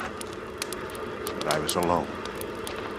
I passed a beach house where people huddled together in warmth and gaiety, and found myself trembling with hatred for Laurel. If she had come back to me, I'd not be shut out like this, cut off. always leave you before you're ready. I groped on, my feet chained in the mud, and I stumbled and fell to one knee. I stayed there, my head buried in my arms. I was there for a long time, lost in the world of swirling fog and crashing wave, lost in a lonely place, and the red knots tightened in my brain. Suddenly, something came running through the darkness. A small, dark shape hurtled upon me, and I realized it was a dog, a friendly terrier. I stroked it gently and held it close. And then there were footsteps coming over the sand. I could feel my blood begin to pound with excitement. Where there was a dog, there was a master or a mistress. The sound of the steps came closer, and then she stepped forward out of the fog. I looked up from the door and said, "Hello." And then I smiled. She couldn't know that behind that smile lay my hatred of Laurel, my hatred of Brub, my hatred of Sylvia, my hatred of Lochner, of everyone in the whole living world, of everyone. But Brucey. And Brucey was dead.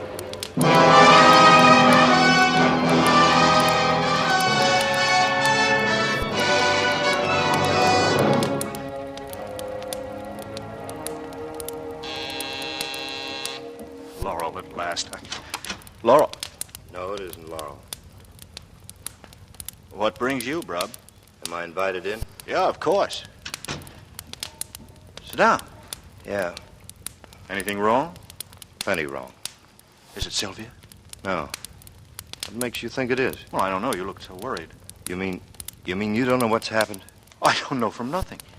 I awoke to a beautiful morning, to birds singing, to California sunshine, and I decided it was a day for the beach. I've been out there all day riding the breakers. Oh, wonderful sport. You were at the beach today? Sure. What's wrong with that? He was out again last night. The strangler. He did it on the beach. Bruv. Again? The little Banning girl. Betsy Banning. You remember? The girl who looked like Brucey. Yeah. I remember. When I get him, and I will get him, I'm gonna kill him. I'm gonna kill him with my hands, the way he likes to do it. Oh, now take it easy, Brub. Would you like a drink? She always took her dog out for a run at night, no matter what time it was. She wasn't afraid. She was like Sylvia. The ocean was always something safe, something good, and she had her dog. And the dog? Buried in the sand, dead, strangled. Poor fella. Right on time, just about a month. On the nose, every month. And no clues? On the sand, no clues, no buttons, no fingerprints, no cigarette stubs, no match folders, not even a calling card. Well, there's not much I'm good for at a time like this, but if there's anything I can do, Brub, anything... I was in the neighborhood. I had to stop by and talk. I'll be going now. Thanks, Dix. Anytime, Brub. You know that. Anytime.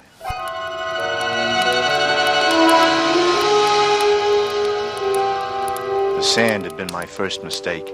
For sand was an evil, penetrating thing, and you could never wholly be rid of it. If dust could tell a story, then sand screamed out its secrets aloud. That was why the morning afterward early, I had gone down to the beach and spent the whole day there in the sand. That was why I had been ready for Brub. When he came, that was why I was ready for the whole L.A. police force if they wanted to come. After Brub left, I went out of the house and drove to the cleaners on Pico and left a bundle of dirty clothes. Then I ate in Beverly and afterward went into Warner's Theater for a double bill. On the way home, I thought I was being followed. A large gray sedan that stayed with me for 3 miles, but I was wrong. We were together at a red light, and when it changed, the sedan shot ahead of me and disappeared into the night. I slept, without dreams, and didn't wake until late afternoon of the next day. And still Laurel hadn't come back. "Do you love me?" I'd asked him. And she'd said, yes. She lied in my face and in my arms.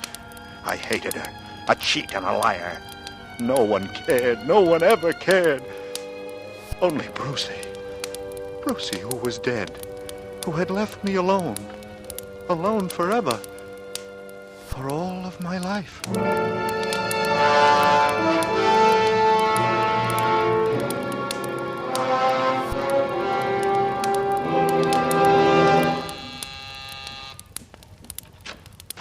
Mr. Steele? Yes. Captain Lochner would like to see you up at the station, if you don't mind. I don't mind at all. Well, take your time. There's no hurry. Well, that's all right. I'm ready now. You can follow me in your own car, if you like. It doesn't matter. You might as well take yours. You know the way, don't you? Oh, yes, I know the way. So, they wanted to look at my car while Lochner kept me occupied. I laughed out loud driving over. Let them crawl through it. Let them look at the sand and the dust.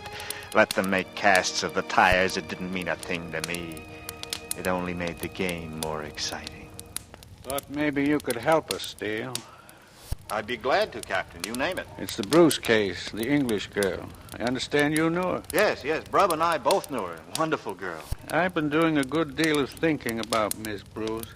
Brub told me your idea. It could have been the same man. I got a list here of American men who were friendly with the Bruce girl, who were all in England when it happened. Just look it over. See what you can remember about these men. Anything they might have said or done.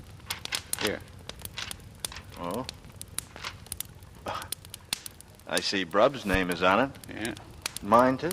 But you'd been transferred before then, Dix. My transfer wasn't completed until after I got back from Scotland. I had a month's leave accumulated. You came home after that? No. I was sent to Paris and into Germany on the cleanup. I was overseas another 6 months. What about the men on that list? I can't tell you a thing against any single one of them. They were all good men. Not one could have had anything to do with this. It's impossible. Okay.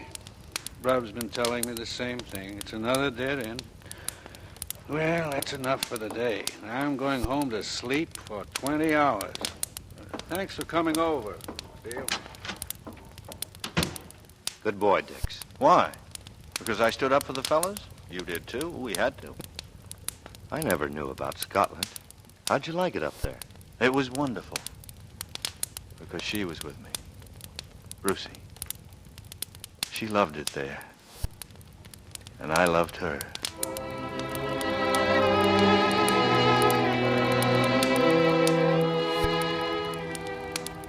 The car was where I'd left it. If the police had gone after dust, they hadn't taken much. The floor mat was no cleaner than it had been before. I went home and sat in the living room, watching it get dark, not bothering to turn on any of the lights. There were no slips, no mistakes. There had never been any. There never would be any. I'd go back east. I'd get my trunk off tomorrow by express, and then I'd go by plane. Goodbye, Brubs. Goodbye, Sylvia. Thanks for the buggy ride.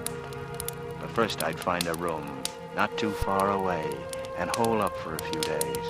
Once I was gone, Laurel would come back to her apartment, and I'd be waiting in the shadows. I'd take care of Laurel.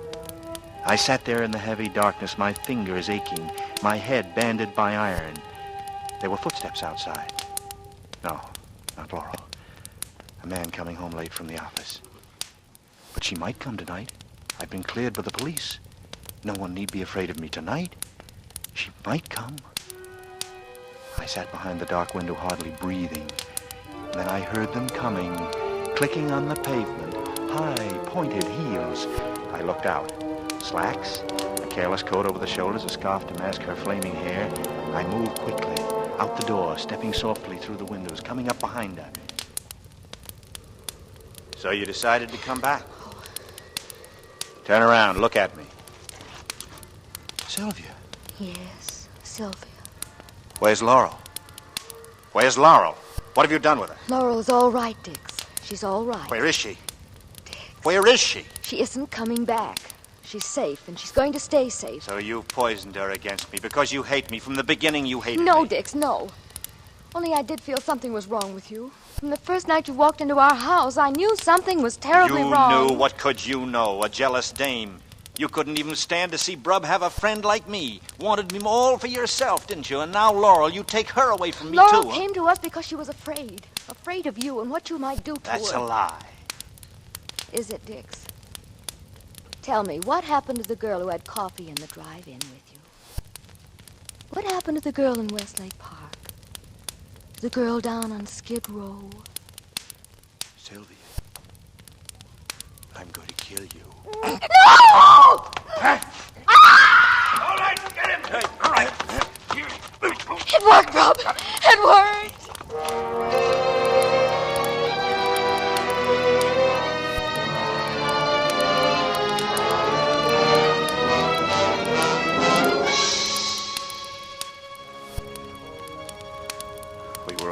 apartment. Lochner and Brubb and Sylvia. And some of the boys I'd seen from the Beverly station. They put on the lights and sat me down on the divan. And they stood around looking down at me. All of them but Sylvia. They stood between me and the chair in which she sat huddled. And Lochner was looking down to talk to me. I'm arresting you on suspicion of the murder of Mildred Atkinson. That's very funny. And suspicion of the murder of Betsy Banning. And the attempted murder of Sylvia Nicolai. Have you anything to say? Yes. I think you're crazy. Listen to me, Dix. It's no use.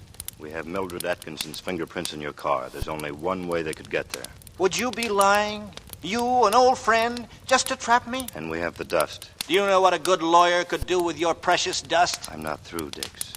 There's quite a bit of lint from the Atkinson girl's coat.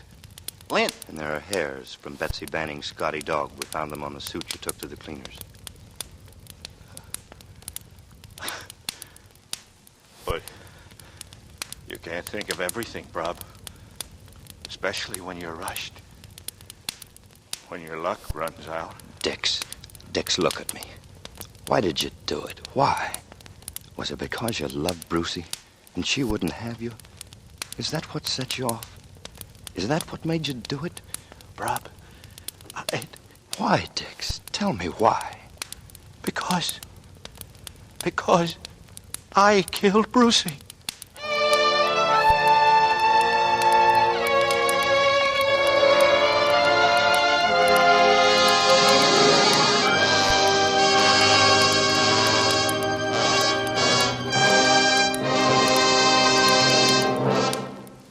This is Robert Montgomery again, with thanks to our cast for their splendid performances. Next week for Suspense, we've chosen a story with triple threat possibilities. The title, the story, and the author, taken by themselves, are enough to command our interest.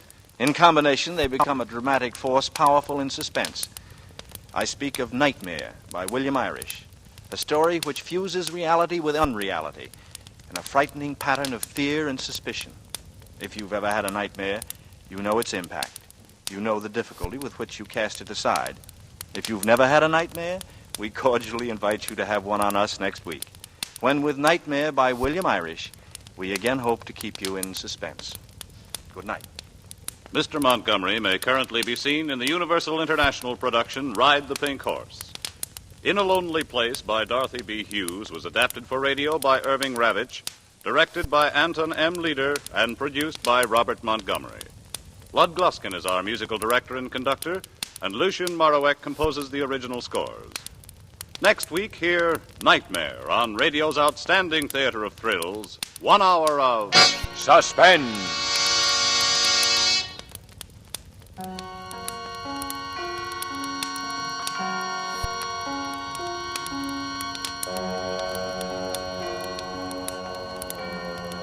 Remember to give gladly to the 1948 Red Cross Fund. This is CBS, where 99 million people gather every week, the Columbia Broadcasting System.